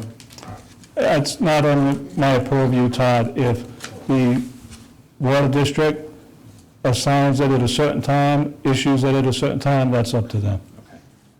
Before Rick steps down, I just want to say something in regards to the water flow. Isn't that something that's supposed to be done before, like, at the beginning of the development? Hydrant testing and flow capabilities? Why is that test taking place now that there's like 7,000? Well, it may have been done already, Adam, I don't know. Okay. From my understanding, and I spoke to the Foley Construction, the contractor that does the excavating, landscaping, et cetera, that installed the water main, said that he'd been out there with the fire department or the water department superintendent regarding the main and the hydrants, and had them tested already earlier in this. As far as currently, I just wanted to touch base and see, is there any more testing coming up as of now? And where would I find these documents? They said that we should have went through the town would have these documents. So I've been trying to get something further than what I already had that shows that the main was tested and installed and proper. But that's my understanding, that's my discussions with the fire district and my discussions with Foley So Construction. you're still trying to figure out if the water mains and the fire hydrants have been tested? They have been They're not- tested, You're but just, you are. They have been tested. Please, okay. Okay. They've been tested. You said you were looking for documentation that proved that. Yes, and I had provided to Clerk Catella the 2019 correspondence regarding the installation of the water main and testing. So of you that. just have basically a verbal correspondence with? Yes, as of late, Water yes. Department? Okay. Yeah. And I was just letting you know that there are going to do hydro flow tests in this area this month. Oh, okay, all right. I got it. I understand. Thank you. What's this, remove erosion controls in completed areas, in completed public areas? Remove erosion controls in completed public areas. It's after the fire hydrants. No, I do see that. Do you know what that is, Rick? That's a small amount of erosion control. We don't take it off the list till everything's removed.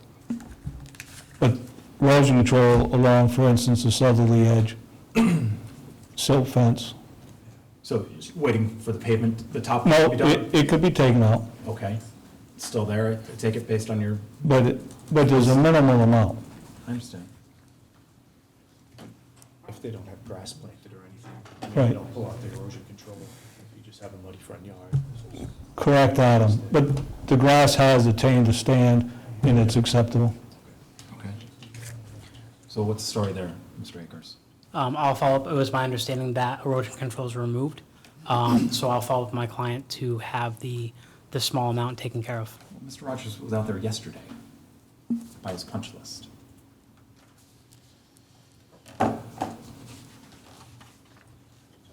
Also, it's my understanding from a couple of the neighbors that the work's only been being done on the weekends. This is, are you a resident? Is that so? Or- No, not just Okay. on the weekend, Okay. to be honest with you. Okay. It's Can- the rain just hold everybody up, you know, but. Yeah. I was there yesterday and there were men. So give me a second here, Mr. Hardy. I want to know the story with the streetlights, because I'm frustrated with this too. Okay. Having lived with this, with Mr. Monty pestering me, rightfully, Yeah. for over a year. So why aren't they ordered, why don't you have a receipt or a sales order or something right now? All right. Why don't you? Well, I don't have one. I know. And we know that, right? And I talked to you last Friday, right? Yes, you did. And I followed up with the electrician that's working with my contractor, and he is out of the country. We have relayed to my client that we need to get these things ordered.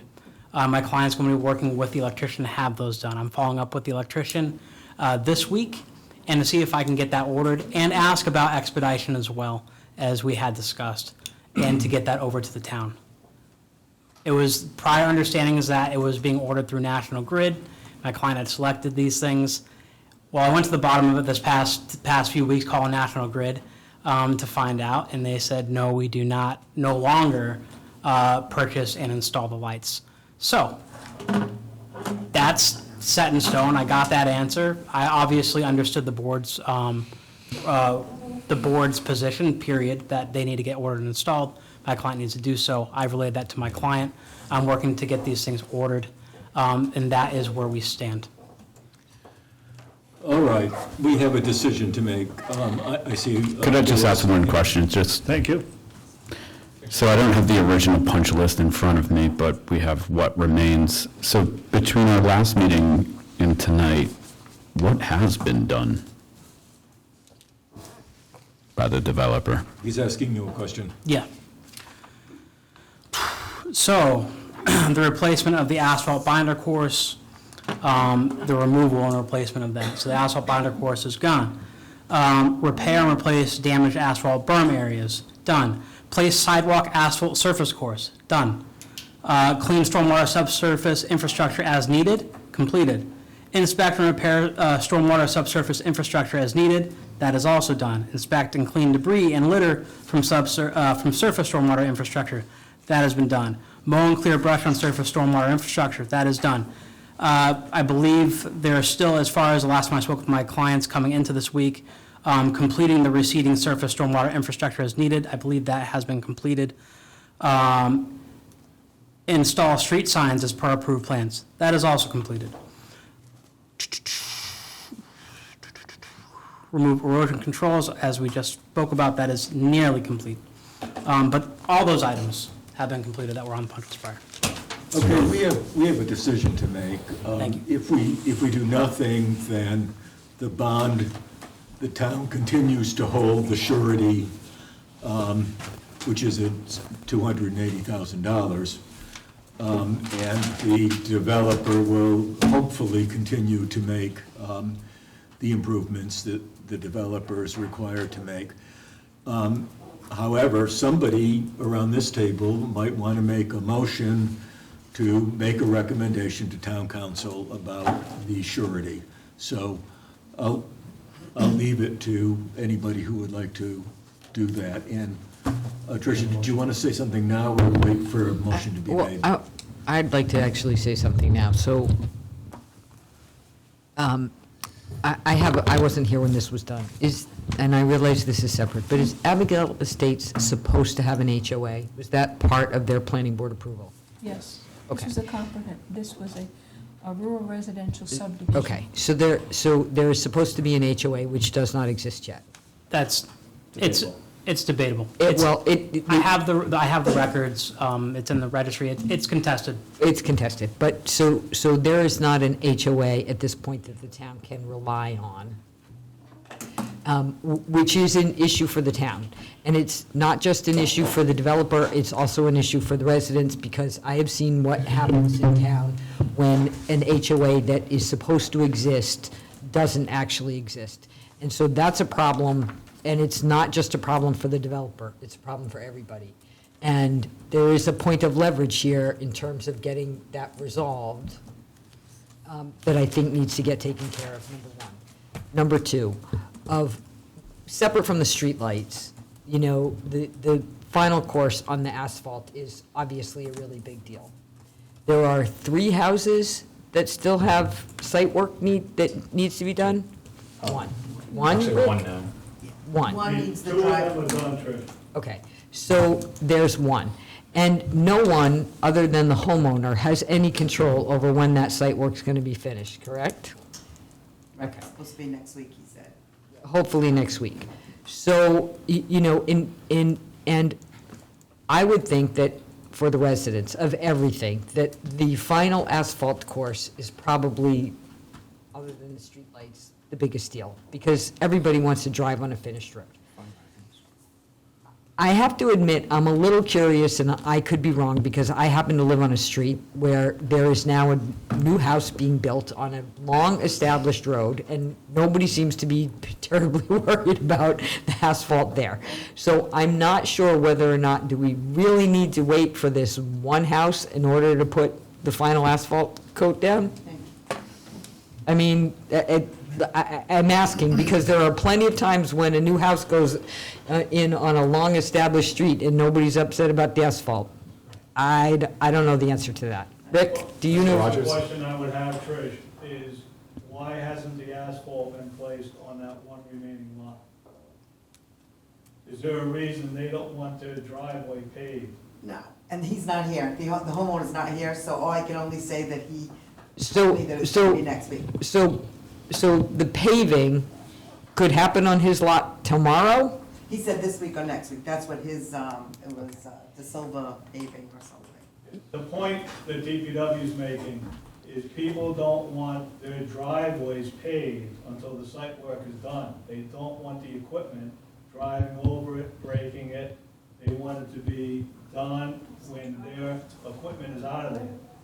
It's the same rationale for roads that all the taxpayers use.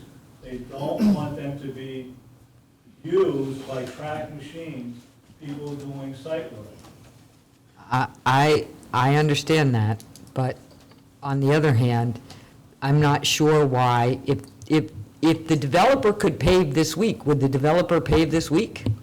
I'm asking. Yeah, my developer wants to get it done. I spoke with the contractor, he said approximately 2 days. 1 day for prep, 1 day to do the job. We're waiting for the green light. And that one driveway can't be paved separately later? My client's waiting for the green light. That's out of my client's control. And whatever site work they have to do. Seating. Okay. There isn't a lot of site work left. This is just like- I mean, Mr. Rogers, I don't think Ms. Hilton understands your rationale for not wanting to have that top work done before site work on the individual lots is done. Can you explain that? could you come up, Rick, so I can hear, because you know I'm getting old and deaf, so it would be really helpful. What I'm asking, Rick, is if the developer was willing to pave this week, and everybody else would have a paved road, could that one property not have their driveway paved this week and let their site work continue, and then, and that's assuming their site work, which they're in charge of, is even done before the asphalt plants shut down for the winter, which we all know is coming, right? So why not, it's not, I'm frustrated with a lot of the things that the developers left hanging here, so I don't want to give the impression that I'm not, because I am. But if there's one individual homeowner here that is still the holdup, through no fault of their own, but they're holding up the entire rest of the neighborhood, why can't it just be paved and not one property be dealt with separately?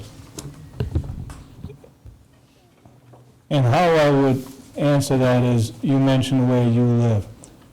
DPW, the town doesn't really control an individual lot being done on an established subdivision. But there's a rationale for the requirements on a new subdivision. And again, that's not under the town's control on how long it takes people to build their houses. But there is protocols for new developments. And my point is, I cannot speak for the homeowner, but I suspect they don't want their driveway paved, they don't want their site work done when it's going to be messed up by people working. So they want to do their house, and then they're going to do their site work, and then pave. Why they can't do that now, that's because of choice on their part. What is the harm to the town, Rick, is what you need to tell Ms. Hilton. There are two separate things. You have a homeowner who owns the piece of property getting their driveway done, right? Homeowner Yes. does their driveway. The developer does the road. Yes, what I'm saying is, no, I'm comparing why, I don't know why the homeowner hasn't done the I pavement. understand. I suspect they don't want their new pavement messed up by site work equipment. But that's their problem. The developer can say. No, my point is, the taxpayers don't want their new roads messed up by site work equipment traveling on the road to get to the site.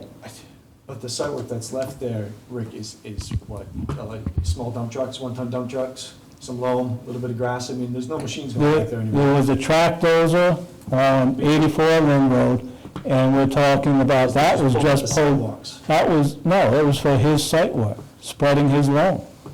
Okay. So I. So the loam is done, so the loam has been On spread. 84, we're talking about 111. Is it 111 has no loam spread The out? site work has not been done, and the driveway has not been paved. What does he have for a driveway? Compact and stone? He- Compact and gravel yes. right now? Yeah. And also, and I think Trish had alluded to this or said this, that until the HOA is straightened out, the town shouldn't be taking over the road. It should not accept the road. Well, I'm okay with that, but here's another question. I fully believe that there's plenty of money in the surety to do this. And the reason that I believe this is that the developer would not be scrambling the way he is to get all this stuff done if he didn't think there was enough money, nor would he be paying this attorney to be here and doing all this work. So clearly, there's enough money. So could we do something like this, since there's enough money? Could we ask the developer, or tell the developer, what we'd like to see is the rest of the punch list done, and a receipt that said the lights have been ordered, get the road paved, everything else. And then, however, he will agree that we're going to hold the surety a little bit longer to make sure that these last two houses, when they do the site work, don't make a mess of the road. If they don't, which some of us don't think they're going to, then he'll get all his surety back. The neighbors will get the rest of the work done. They'll get their road paved so that they're not driving around on a base coat of asphalt. And, and these two homeowners, well, if they're tail end Charlies, they're tail end Charlies. But, at the same time, I don't think it's entirely fair to the rest of all of the neighbors who have been living in their completed houses for I don't know how long now. 2.5 years. Not to have their road paved, because, I don't know, I'm not an asphalt, but I am worried that the way that this is going on, that pretty soon, if we don't have any control over those homeowners, then I'm fearful that the asphalt plants is gonna get cold, the asphalt plants are gonna shut down, and the developer's not gonna be able to pave the road till next spring because there's no asphalt. Based on what somebody in the audience said, that lot expects to do their work in the next couple of weeks. I know, but we heard that last time. But that's a site owner, not the developer. Thank you. Okay, so let's make a decision. I want to make a motion too, but I would just like a little help with it if I could. So basically a motion to recommend the town council revoke the bond, but with conditions that, they take into account maybe the work that gets done between now and when the town council sees this. We just don't know how to put that into, solid motion. And without saying, we just leave it up to the town council and just wash our hands of it, at least give the town council a little bit of help or advice on how they should work. Present conditions, this board recommends the town council revoke the bond, subject to the town council's discretion, based on further completed, or work being further completed. Is that what you're trying to say, Adam? Yes. Or closer? Yes, thank you, yeah, that's right. So basically, Todd, a motion to recommend revocation of the bond to the town council based on present conditions. And subject to their own discrepancy? Discretion. Their own discretion, for revocation of the bond. Discretion based on further items being completed. Yeah, based on the items of the checklist being completed in a timely manner. Okay, so we need a second on that, and then we can have a discussion on the motion. I'll second. Okay, we have a motion, a second. Basically, what we're doing is we're passing this hot potato on to the town Right. council, and we're asking them to make a decision based on what has been done when they finally get this on their agenda, which may be 2 or 3 weeks from now. They typically have, 2 meetings a month, Jay? And they need to take Oh, into we have a consideration meeting what next weeks have week. gone by and what is left on the checklist now and what could be done. What is good about Adam's motion is that it puts a little more pressure on the developer to get moving, because now they're gonna have to explain themselves to town council. But I'm also mindful of what Rick was saying about putting the town in a position of taking on a lot of responsibility that should not be their job. So we have a motion and a second. Does anybody else have any comments to make? Are we ready to vote? I will only say to remember that I think I think we give up a lot of leverage when it comes to sorting out the HOA issue if we do this. I think that's a very good point. That is a bigger long-term concern. As long as we hold $280,000, that's some leverage. And of course, the town also has the leverage of simply not accepting that street. And then the people on the street have an unaccepted street that doesn't get plowed and doesn't get trash picked up. So that gives them an incentive, but, okay, so we have a motion, a second, no further discussion. All those in favor of Adam's motion, please raise their hand. We have 1, 2, 3, 4. Okay, those opposed. 1, 2, 3, 4. So since we're tied, the motion does not carry. You would need 5 votes, Adam. So we're we're back to where we were.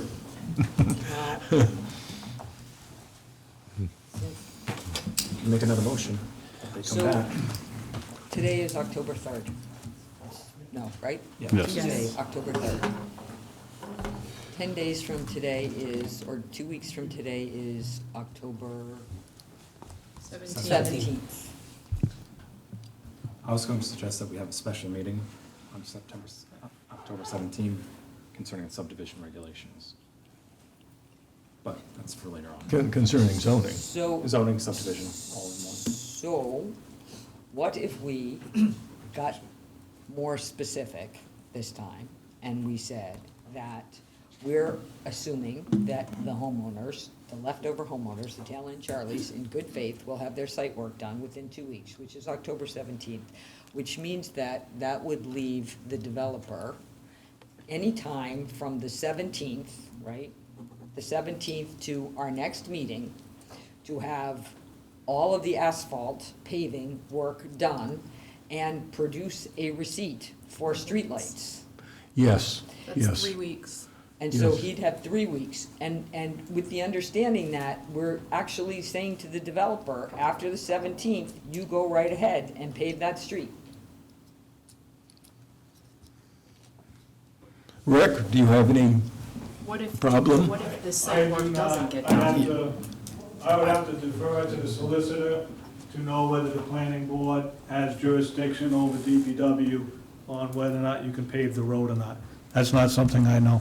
Well, we wouldn't be asking DPW to pave the road. No, but if, the question is, can the planning board direct the developer to pave the surface course over the objection of DPW? I don't know that answer. No, we should not have that authority. DPW should have the authority to work with the developer, and So, based on what the lady said, 111 is gonna have their site work done, so it should not be an issue. it should not be an issue. Could I is ask what a Rick quick is saying. question? Because I think, and I really appreciate Chair Member Hilton's recommendations on this. If the road is paved by the developer, you know, the director of the Department of Public Works still has, if something happens to the road before it's accepted, he can still tell the developer, well, you gotta go back and fix it because we haven't accepted it yet. So I think, you know, the developer can be asked to pave it today. It's just if something happens to it because a large vehicle damages a small portion of it, which is a hypothetical, the town still doesn't have to accept it or certify that item is complete. It's just putting it back on the developer to say, well, we appreciate you took this good faith effort to finish it, and you gotta come back and touch it up before we accept it. I mean, you really have touched on what this is about. What would be So- the rationale to having the, I figured I'd talk loud enough. I can hear you. What would be the rationale, as Mr. Monti points out, of having the developer responsible for somebody else's equipment messing up the surface course? But it's the town, I don't understand why the town I mean, the developer, I think, has shown, you know, a lot of delay. I think the town's interest shouldn't, the town's not, I don't think that would be the town siding with the developer. Well, I mean, it's to protect the town's interests.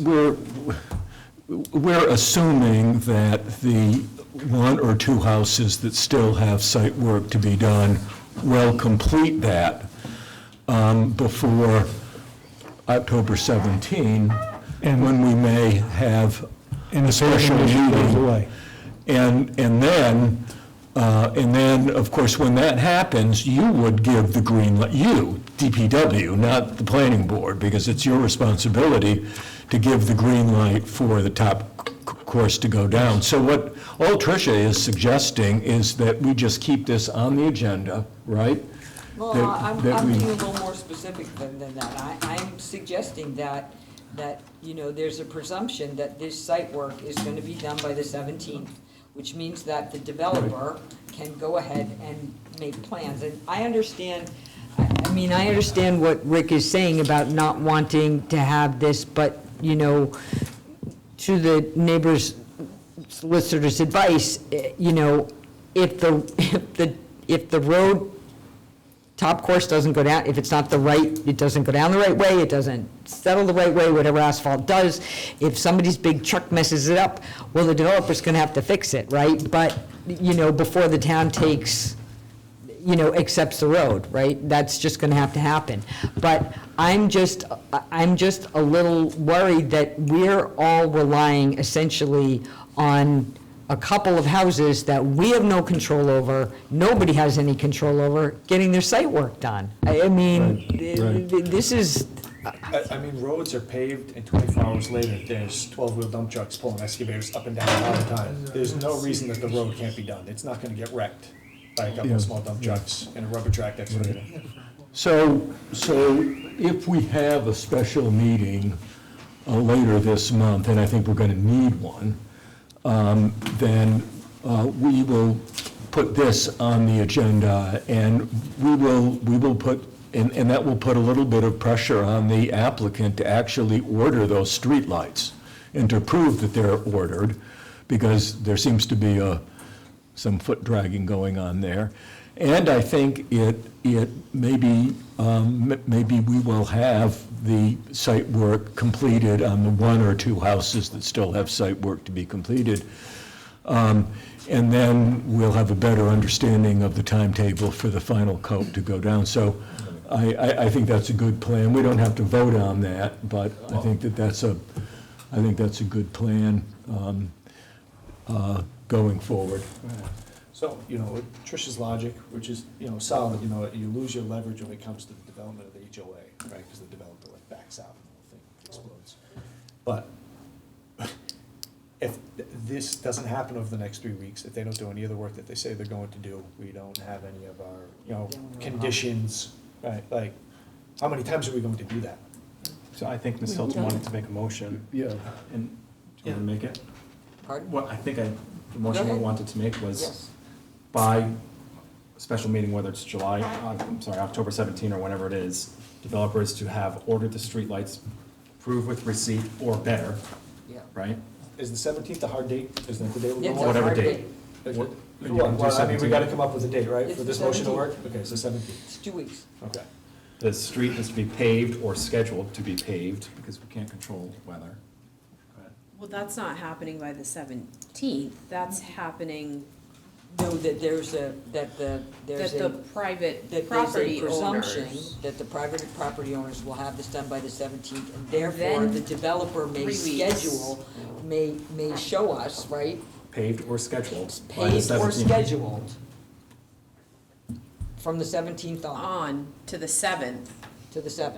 And So by the 7th, they're to come back here, With and paved roads, proof and the of rest of the Receipts stuff for done. lights. And receipts for or lights. better for lights and a paved road on the presumption that the private property owners will have their site work done by the add one 17th, more giving thing to the that, please? developer 3 weeks. The fire hydrants. I I have would like to that. see the fire hydrants. I have in- that documentation. In this motion. I'll try it again. Is your motion something along the lines of, by the 17th, developer shall provide this board with evidence that it has ordered streetlights or done better concerning streetlights. Yep. But it's not by the You're saying by the 17th. 7th, by November 7th. By the 7th. We're giving them to the No, no, 7th. they The need to order them, the streetlights. streetlights are ordered. Okay. The streetlights don't have to be here, but we want a receipt from a company that At a sells minimum. streetlights. At a minimum. October 17, Yep. developer is to have ordered streetlights, providing evidence of such to the board. Yep. Or installed if possible. Remove the erosion controls by the 17th. Yep.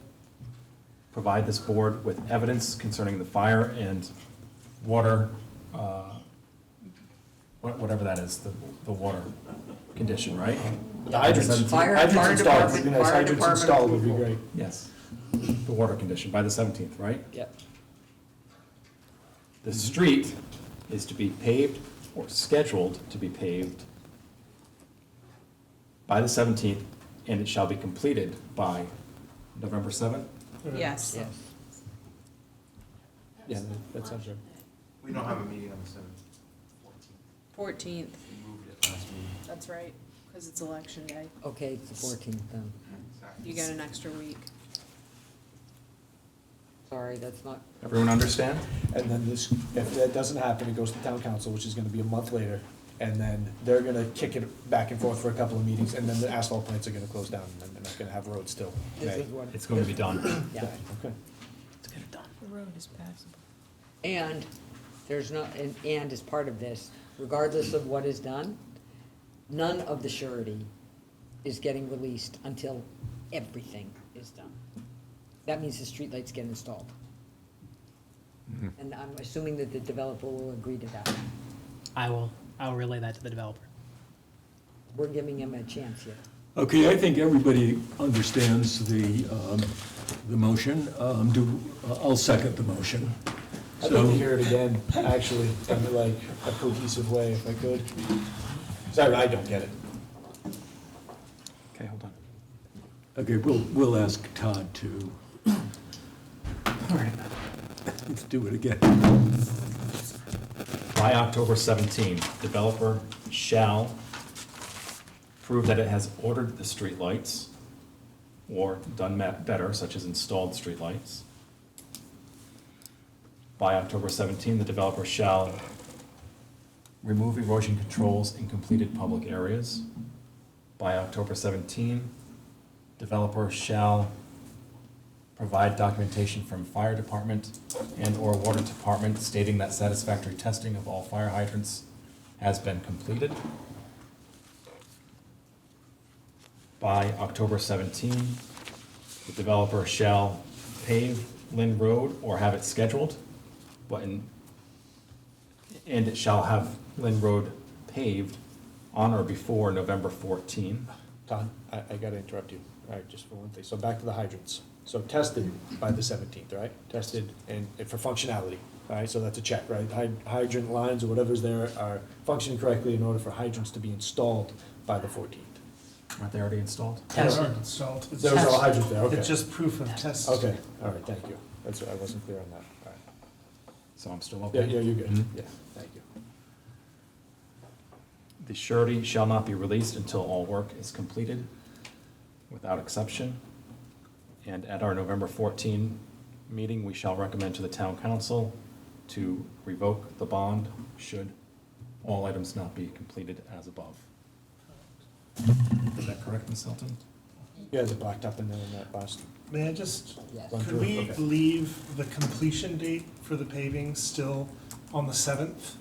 There's no reason why it couldn't be, just because we're meeting on the 14th. Hold on. Let's get a second, right? I've already seconded it. Oh, I'm sorry. So we're at the discussion point, so we Okay. can have a discussion.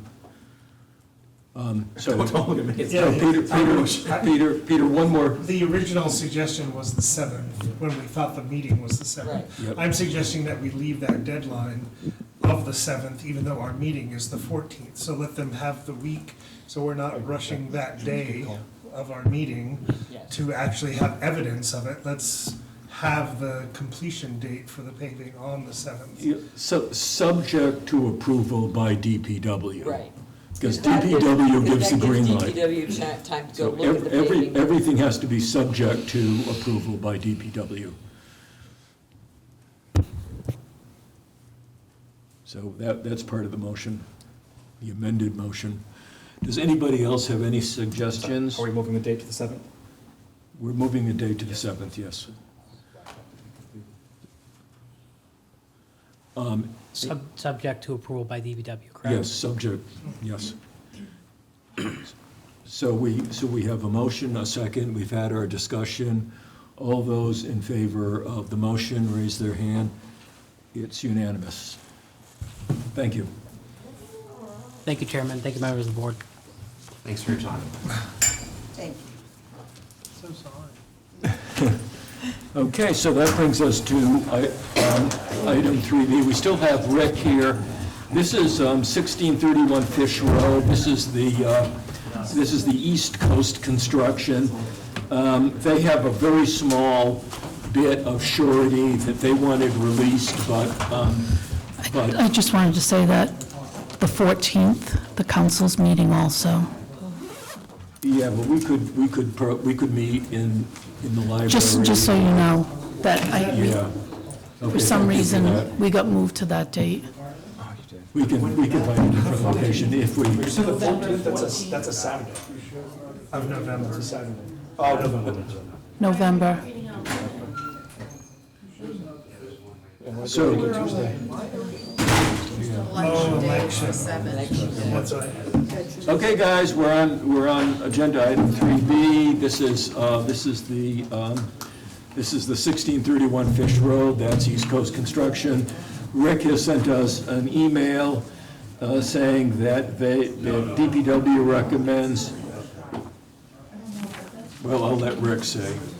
Yes, in regards to 1631 Fish Road LLC. Yes. Based on the email or the letter that was sent to Ashley, DPW has no objection at this time to the return of the escrow account balance. Okay. And can somebody remind me of what that balance is? 1593 according to the agenda. 1593, okay, thank you.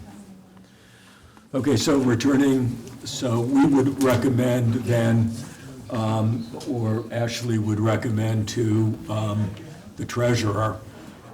Is this the place on Fish Road? Yes. I thought we said something about flooding that was taking Yes, place, that we were and checking out? and Rick wanted a chance to check that out, but That was done. he's done that. Yeah, and on that email, Adam, I checked it out when it was raining, and it seems to be functioning correctly. Yeah, So we can ask Ashley to contact Denise Surratt and with a recommendation that remaining surety amount be returned. Okay, so do we need a motion on this? I suppose we do. I just made a motion. I'll second. So we have a motion, a second. Do I hear any further discussion on this? Hearing none, all of those in favor? Unanimous. I did step out for 5 minutes. I'll be right back. Sure. We won't take a vote without you, Adam. Okay, let's take a vote. Okay, so that brings us to agenda item 3C, and this is another Rick Rogers. This is Lake Road Acres, and this is Bucky LeBlanc, his rural residential subdivision.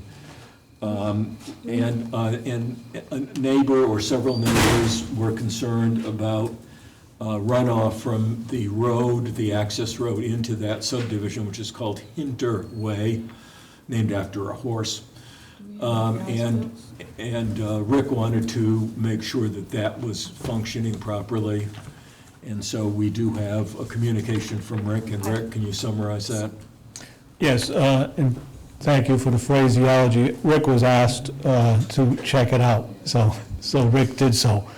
And based on the email from 9/18, DPW, based on the email, DPW has no objection to the return of the escrow.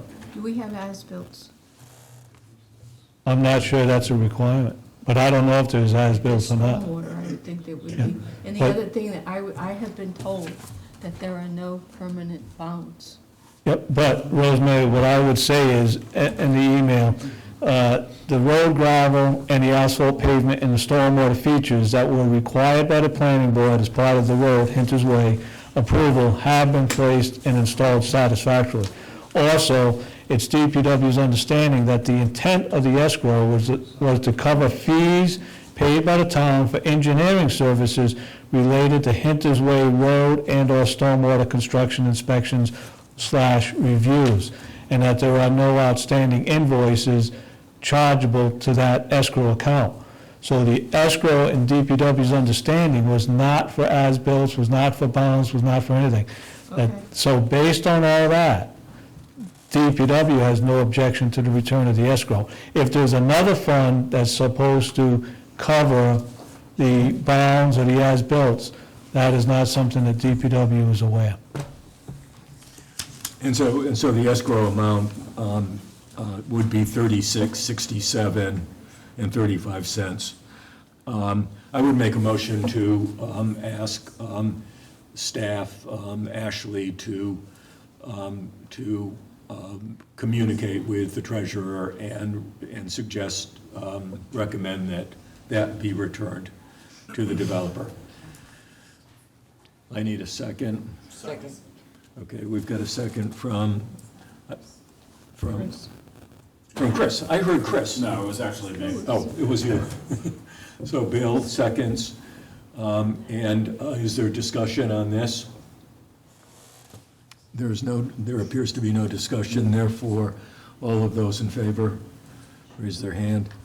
Okay, oh, wait a minute, we're still waiting for Adam, okay. We'll delay the vote until Adam gets. Do we have to? Pardon? You don't have to. We don't. Here he is. But he hasn't been part of the discussion. We're going to have to bring him up to speed. You can abstain. So Adam, we'd like to vote, we have a motion and a second, and this is a return of surety for the Lake Road Acres small rural residential subdivision. And Rick has no objection to returning it, so would you favor that? I'll vote in favor of that. Okay, so unanimous. Okay, and thank you all, and it's always a pleasure being here, but question, am I dismissed now? You are dismissed with our thanks for your wonderful contribution to this meeting. Well, thank you for all you do. Yes, come back again. I didn't get a round of applause, wow. So the next item is 3D, and Ed Rotella has put together draft minutes for both August 1st and September 12th. So I didn't have any, we'll start with August 1. I didn't spot any problems with the August 1 minutes. So I would make a motion to approve as the text. What did we miss, Janice? Page 1, 3 paragraphs from the bottom, of 8 trees. If you read that sentence, it says, Mr. Shelter said that a total of 8 trees in total were planned to be removed. Okay, we'll get rid of. A total of 8 trees were planned. A total of 8 trees. Okay, you get that, Ed? What else, Janice? Page 2, second paragraph from the bottom. Mancini, Carter, comma, PC, Oh, lowercase w. lowercase w for was. Did you see that, Ed? Okay. Okay. Page 3, 1, 2, 3, Cheryl Tedesco. The address, I'm questioning that, 136 James Beardsworth? I always thought it was just Beardsworth. Right, It's just Beardsworth, yes. Right. delete the James. I thought it said on the GIS it was James. No, All right. okay, get rid of the I J. have a request. Well, let Jen, Oh, I'm sorry, I thought she was done. okay. She said she was done. Didn't Okay, know she page was. 2, I'd like to include, I don't care where you put it, but Ms. Eva reminded the applicant that a Class 1 survey of the property was still needed. Just put it in there. And this is under, This is under the eco, this is on page 2. You can put it, I don't care if you put it after Mr. Michael or wherever, but I just want to put it into the, yeah, why don't you put it between Mr. Michael and Mr. Hardy, that Miss Eva recommended a Class 1 survey. reminded the Re- applicant. reminded the That a applicant. Class 1 survey of the Okay. property was still needed. Okay, good. I hate to correct everyone, but it is James M. Beardsworth Road. But the signage on it simply says Beardsworth. So I just leave it at Beardsworth, because that's what the signage says. All the other records say James M., but that's okay. So I have a motion, we have a second, and I would like to amend my motion, and with Bill's permission, to include all of the revisions that were made by both Janice and Rosemary. So, having said that, all of those in favor? It's unanimous. Yes. We're just voting on the 8-1 or the 8-1? We're just doing August 1st, and now I will make a I need to abstain from the 8-1. Did you say Bill seconded that? Yes. I didn't second. Right, I didn't think so. It was Chris. We'll say Chris seconded it. Thank you. Chris seconded it, because you couldn't, you weren't there. Right. Correct, which is why I want to abstain for the record on the 8-1 minutes. Okay, that's fine. Okay, so now, September 12 minutes, and I will make up, again, I didn't find any typos. Nope. We just voted on the August one. Yep, and we didn't have this at our last meeting, so we've got it now. Well, I just want to make sure I abstained as well, because I wasn't here. So I would make a motion to approve as presented. Does anybody have? I do. Janice doesn't. I do. Rosemary does. I Okay, just- Rosemary. I just, on page 1. Okay. The meeting was convened at 6:30 PM by Chairman Stuart Hardy, who welcomed new members, William Gerlach and Richard Taylor. Just add that so we know that you're on board when somebody reads the minutes. Okay, that's Okay? fine. Is that okay, Ed? That's fine with me. Ed, did you get that? Good. By the way, we need a second to this motion. And so Oh. Janice has seconded it. Yes. I have also have a, if we could include on page 5, page 5. 5. Wingover, that this item was taken care of on Wingover Solar Farm. I think we need a little more verbiage here.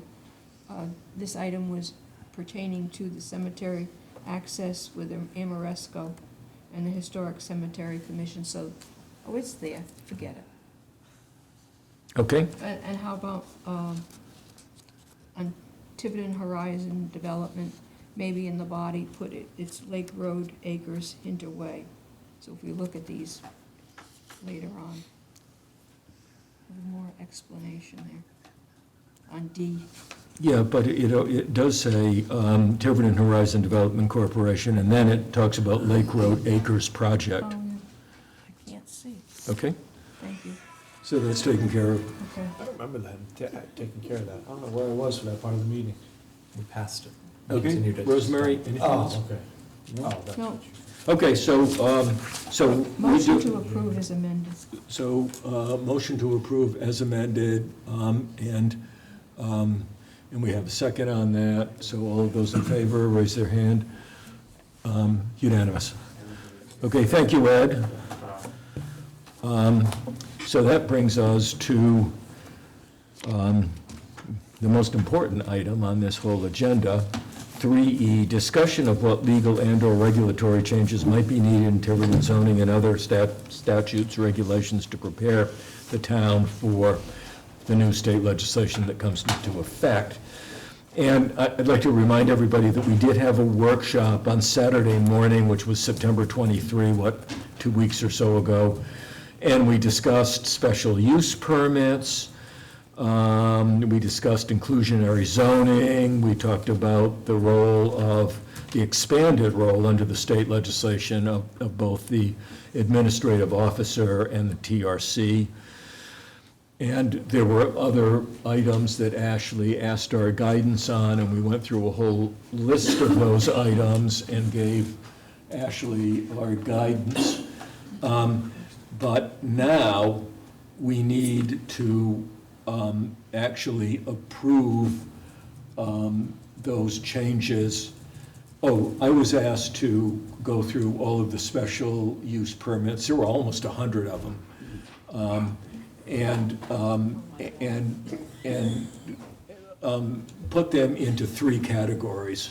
Special use permits that should be just eliminated because the state is requiring us to provide, give me the verbiage for that again. Specific and objective Specific and objective criteria.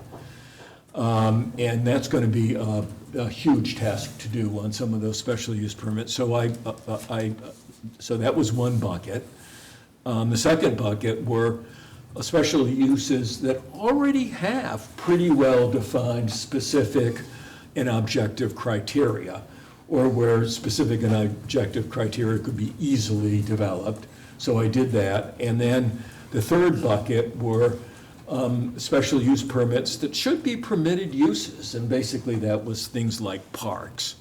The things that we all agree are good, and therefore didn't need to be. So I did all of that, and I gave that to Ashley right after that meeting, I think the following Monday. So now, though, we have to probably have a special meeting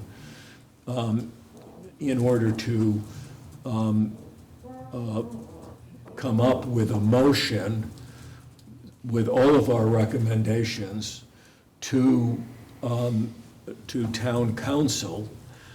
I'm advised by legal counsel that we do not need to have an advertised public hearing when we do that, because we're simply making a recommendation to town council. Town council, on the other hand, will need 3 weeks of special notification, public notification, before they can act. But when they do that, run that ad for 3 weeks in a row, then they can have a meeting and they can get it all done in one meeting. But it looks like we need a special meeting, and of course, we've just agreed to a second agenda item on a special meeting, which would be more of this Abigail Estates discussion. So I guess the first item is, can we all be available, or at least a quorum of us be available on October 14, which is 2 weeks from tonight? 2 weeks, 17, I'm sorry, October 17, which is 2 weeks. And Ashley cannot do it, so. For something here? I'm in Situate. So we can't do that. Okay, would a Saturday morning work for people? I worked out a timeline, and this is why Stu's proposing this, and I don't know when the town council is going to meet, but if they meet on November 14th for its first public hearing on this, the newspaper advertisement has to be October 14th. So that's why we're talking about this now, and trying to get it done. I don't think. It has to be before the 14th. They'd have to advertise it October 14th the first time. So No, they have to advertise by October 24. Oh, 24. If they're meeting on November 14. Yeah.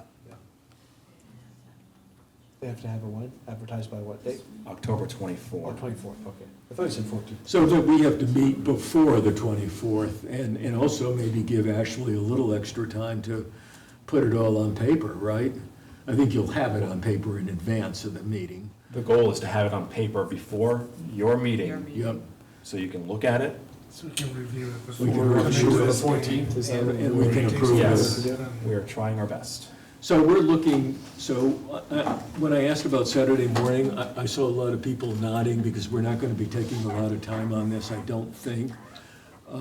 There's a lot of staff work to be So you done. weren't gonna be around the 14th? No, I'm not available on the 17th. Oh, the 17th. I'm gonna check my other calendar for the 14th. Should we? So the or 14th should is a we- Saturday? Yeah. Or should we try for, I mean, could we try for, I mean, I could do the 14th, but could we try for like next week? And There's evening no if we way wanted to? we're gonna have, I'm not you mean during the here week? physically in the country from the 6th to the 11th. Okay. And there's no way, I mean, getting the We could do it language by for the- the 17th is gonna be hard enough. Saturday, the 21st. That's Give them gonna much be- time, right? That's, they're not gonna. They have to advertise for the 24th, right? Yep. Do they? It has to be in the paper on the 24th? They don't have Okay, to say then- what Well, it you is, it publish just in the has to whole- be the advertisement. Yeah, but the document has to be available. Like, once you publish that you're making these amendments, somebody needs to be able to walk into town hall and ask for a copy. Does the town council need to,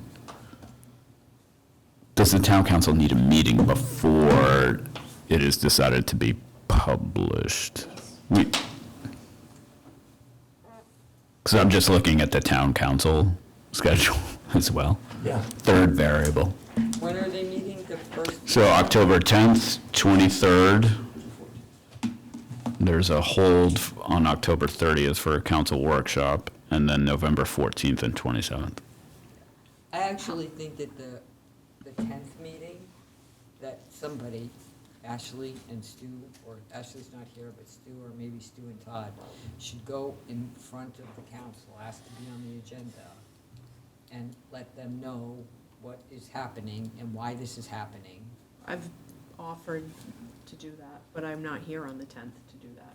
And just so you know, the agenda has been made today, the 10th, so if you want to get on that, I think it has to be by Thursday. We're meeting tomorrow about that agenda, Okay. Oh, you're meeting tomorrow? 8:30. I've been offering that for months. Yes. But I think there should be, I think there should be a heads up so that the council knows what's coming and why it's coming and why this is happening with the sort of speed that it's happening. Because I think there are gonna be questions, and I think there's, it's zoning and not everybody gets it, and it gets confusing, and I think if you, what I'm afraid is that they will be reticent to advertise this until they have an idea of what it is. So if we don't let the council know what's happening, then it's not gonna get advertised for the 24th, because they're not gonna agree to advertise something they have no idea what it is. Can you add that to the agenda tomorrow? Well, that's the early date, right, November 14, first public hearing for the town council. They can still meet for the first time on the 27th, giving everyone a few more weeks, but I wouldn't go much beyond that. Yeah, and I would not, even though this is all being done for really good reasons that have to do with what is happening at the General Assembly. 100% agree.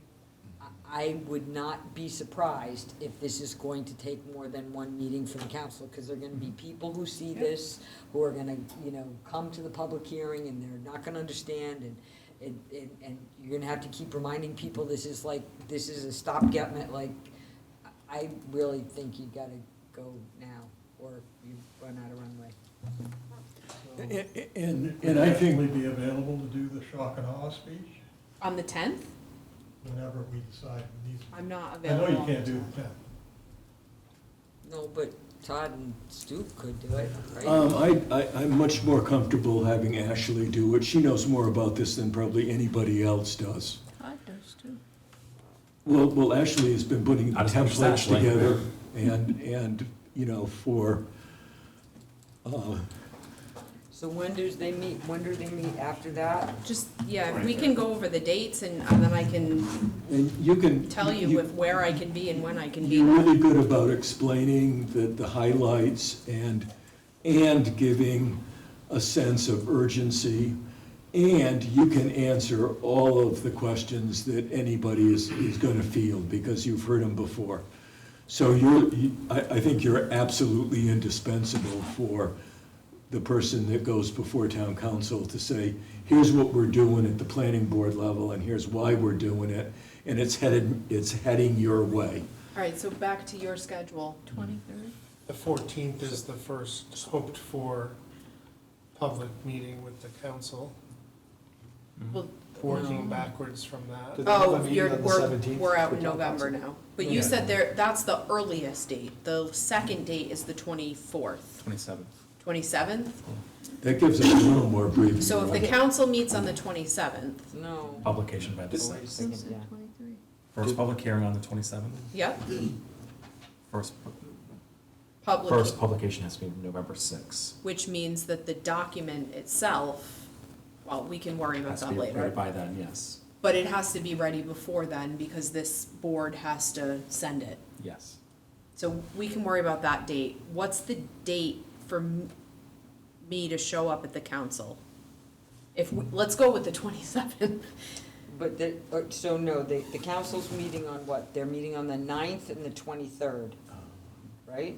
October 10th, October 23rd, October 23rd. I'm in November. and then on November, it's the 14th and 27th. So the 27th is the last date. If you have the first hearing on the 27th, you still have the ability to continue that public hearing to a second date and still be within the timeframe. Yep. So then there are But- 2 meetings in December, the Right. 11th and the 26th. The runway starts to. It does get shorter, And yes. the council also, just to give you a heads up, traditionally does not have that second meeting in December because of I was Christmas. gonna say, during They're not Christmas gonna- I can't remember a They're year not gonna that do the that the council day has after had that Christmas. second meeting in December. The other option But is they'll have that you one. schedule a special meeting and, drastic circumstances call for drastic measures sometimes. So could you talk to the council on the 23rd? Of October? Yeah. Hold on. Yes. So if you talk to the council on the 23rd of October, Oh my God, I hate my life right now. I have 3 to 4 night meetings a week for the rest of the year. That's just to give them the preliminary what's happening. that this you is what's suggested. happening. Yeah. This All right, is- so This that's- is what's coming, right? Then they could, and if they agreed to all that, and they agreed to vote to go out to advertise, right, On on the 23rd? on the 23rd, Then, how many weeks do they have to advertise for? 3. 3 weeks. So. They could do it the next day.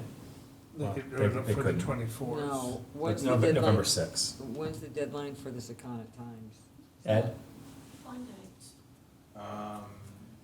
Yeah, you have to get it out, they changed it. They've changed it, it's Monday, Yeah. Monday before noon. It's What about the Monday- Newport Daily? It's Monday What? before noon. Newport Daily News. Newport Daily, they also changed it, so it's further out than it was before. So the first time you could get it, the first, It'd have to be, 1, 2, 3. it'd have to be the Monday. Monday before. So it would, so you couldn't get it into, so it'd be November 1st, 8th, 15th. So you couldn't have your first public hearing until after November 15th. So that would be the 27th, that's what, Right. is that, Unless, the only other unless, is then the council would have to go along with this, but maybe they would, is that they got asked to put this on the agenda for next week, just for a very brief thing that says, we all have heard that these changes are coming. You're gonna get this stuff from the planning board. We're gonna have Ashley on your next meeting to come and explain them, but we're asking you to go ahead and agree to advertise for the public hearing. Maybe they would go along with it.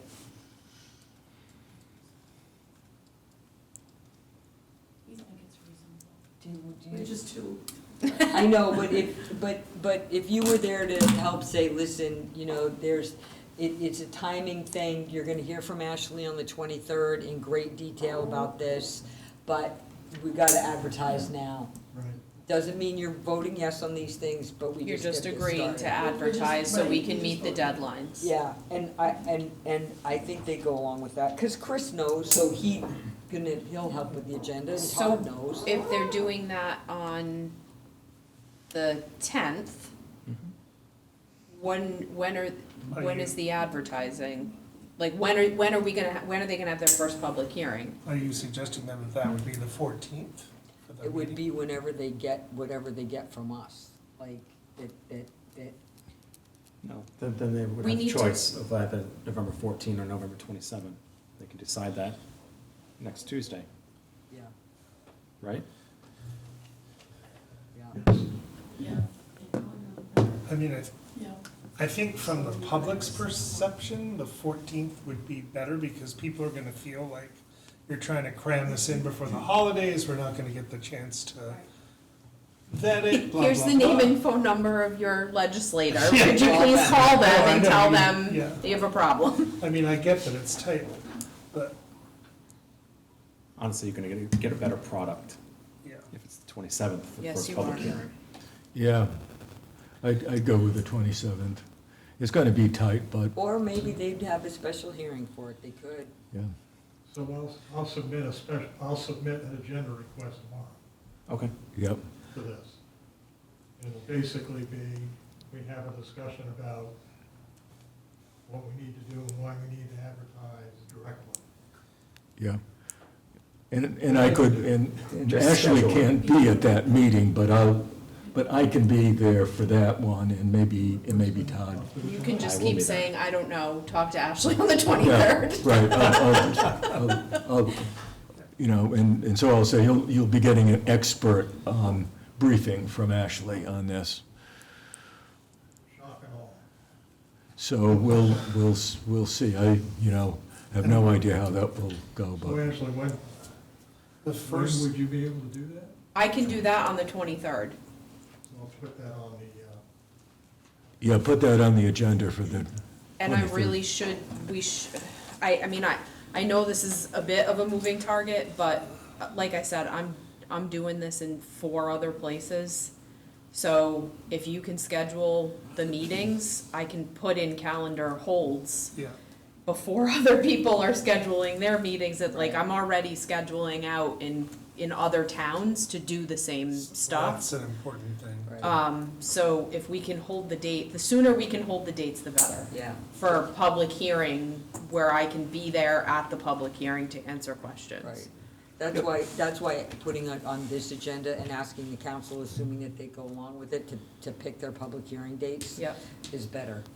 So as of right now, I don't have anything on the 14th of November, if you were to have a public hearing. So that could be, And then the other date is what, the 27th? Seventh I of also November. don't have anything on that date. And I know, I mean, we're deciding between giving the council more time to extend the public hearing Right. and giving Todd and I more time to actually draft the language. right. Ashley, what was the first December council meeting? Was it the 11th? Do you have anything also on the 11th, if it should go out that far? Just looking at, Not right now, but I have to check one other place Because I before I think- confirm these. to Hold on. Trish's point, I think there will probably be at least a minimum of 2 public hearings, so depending when we start. Yeah.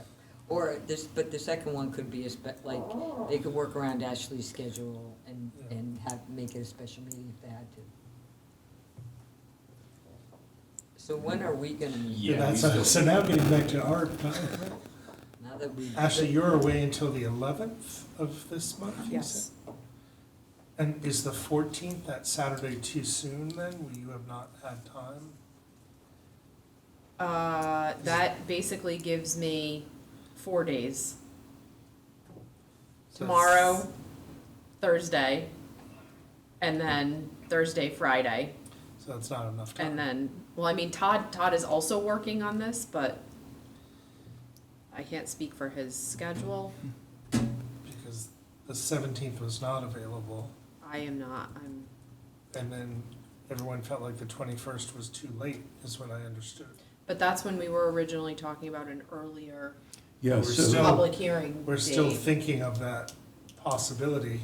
Because on if the you do it, 14th. if you do it on, what did you say the date was, the 21st? If you do it on the 21st, I'm going to the council on the 23rd to explain. And then they would have to advertise it the next day with our completed. But will they need to complete, they might need that for the packet. That's the problem. Yeah. That's exactly the problem. That's So why the 21st was too late. is Well, good. could we meet on the 16th, Monday? Like, I don't know, just like darts at a dartboard at this point. Yeah, I could, I could. I could. Hold on. Find a venue. Find a venue. We can find a we place. can find a place. What'd you say, the, That doesn't give you that much more time. no, it gives me a weekend. Yeah, I can add, my 4th meeting to that week. Thank the speakers. Is it possible we could start a little earlier on Monday? I can start as early as you want me to. Same here. It's like 4:30? I would not be able to be here until like 5:30 at the earliest. Just so we're not here till, We could start at 6. or 5. If we get the material for review. That is our goal, Rosemary, because I want it to be expedited. So, So we're Can't do it saying otherwise. October 16th? We're debating October 16th. okay, so at 5:30, I think, is the earliest Bill can handle it. Is 5:30, does that sound good for other people? Because then that gives us a little more time. What was the date again, Stu? So that would be the Monday, the 16th of October.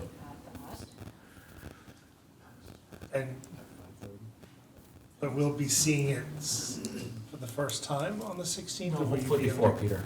What's that? Hopefully before. Hopefully before, okay. That will make it go faster, if possible, but I know it's a tight turnaround for you guys, so. Okay, so everybody, please put that Five- on their that's calendar, 5:30, right? Monday, October 16th 16 at at 5:30.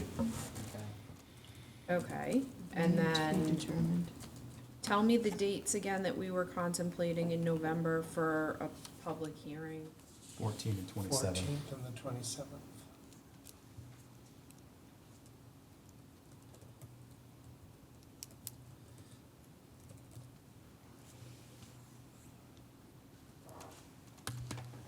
So I may have a conflict on the 14th, but I don't know. I don't have a conflict on the 27th.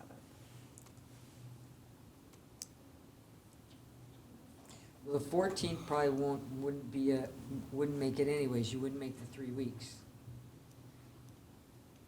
Unless the, well, no, unless the no, you would, unless the council, They have to advertise by the 24th, October 24th, for November 14th. And is this space available on the 16th? I don't know off the top of my head. Okay. And I'm gonna have to check, but it's either here, the library. Senior Center, Senior Center. On the 16th, just so the space is still TBA. to be announced, yeah. We're not entirely clear. So I'll only offer as well for, food for thought. You're picking regular council meeting dates where you're potentially putting something on the agenda that's Yeah, gonna it- take 3 hours. yeah, it's, I don't think that they're gonna, I don't think it's even a good idea. I mean, I can tell you, I showed up in a town to give the come to Jesus speech of this is what's coming your way, this is the total overview. They put it on a regular council meeting. It took an hour and a half just to go through that. And I was requesting specific information, I need you guys to give me some feedback here. We're starting to draft your regulations, and got an hour and a half into it and was like, well, we have a full agenda, so we can't really do this anymore. Yeah, That's an important point. yeah, I actually think that, I just, based on what I know is coming your way and the kind of the complexity of it, and it's technical, it's zoning language, there's a lot of explanation that needs to go with this language. I think if you put it on the same date as a regular agenda, it's not gonna work very well. We might have to do a special meeting. I think you should consider it. Yeah, we should do it. I don't recommend mixing it with regular business. Are you able to inquire about additional dates? Yeah, we were just talking about. Aren't they usually on Thursdays? Discussion with Denise about No. this. When we do a special, it's usually like the Monday in between. And please, as you're having the conversation, reach out to me. I could give you my cell phone number. You can literally text me while you're talking and be like, okay, we're discussing this date. Can you be there? I can't text. Somebody can text on your behalf, because I don't want you to pick a date that I can't be there. For the time, for the purposes of the agenda item, I'm gonna put in, this is only to For advertise scheduling. For special use changes. We just No. have- No. Any changes. It's to vote. It's all those. Subdivision and zoning. Just, The whole Just kit and to caboodle. advertise. just, Correct. oh, yeah, that's right. We have to do both. You gotta have it. You gotta have it. You gotta define what the reason for the advertising is. It's the Required changes to the zoning and For subdivision. purpose of the agenda meeting, though, that should be sufficient. State mandated. Special use and. Statutory subdivision and zoning, Subdivision. subdivision and zoning. changes.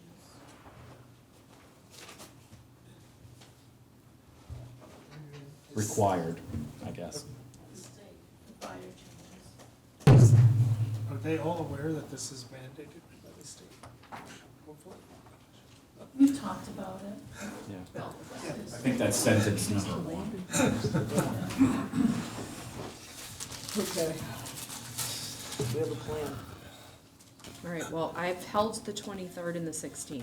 Okay. So as soon as other dates are Maybe more confirmed, dates to we'll do the same. And then we're gonna meet on the 16th at 5:30. Okay, Which is a Monday. which is Monday. So- And Ed will check out the availability of space and give us a location Yeah. probably tomorrow. And then for the agenda, is it just one thing? on the Yes. agenda? Yeah.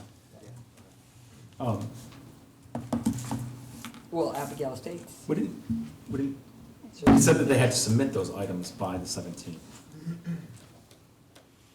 So there are two agenda items for the 16th. One is this, dealing with the state legislation, and the other one is Abigail Estates. No, we said Well, the Abigail Estates be there. They have We to said the the 17th, 17th. we backed it up a week so that there was enough time. No, but they had to submit proof of, Right, By the so seventh. we'll be a day, Receipts we'll be by a the day early, but we'll have, 17th. it'll be close enough.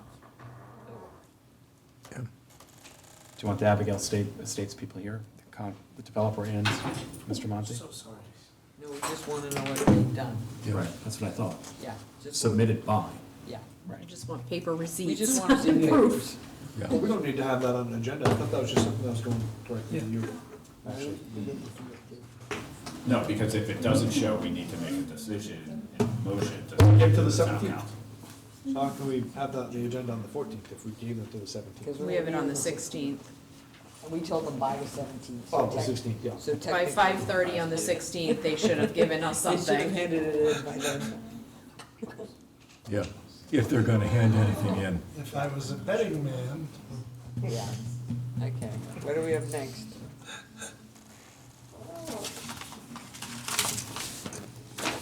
Okay, anything else on this item?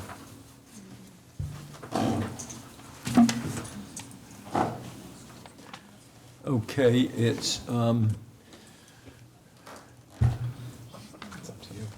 I think we can probably adjourn, and, because I don't see anything else on the agenda that we have to actually deal with, and it's going up for 10 o'clock. How does everybody feel about that? Appreciate Make a it. motion to adjourn. Peter made a motion to adjourn at Okay. 9:50.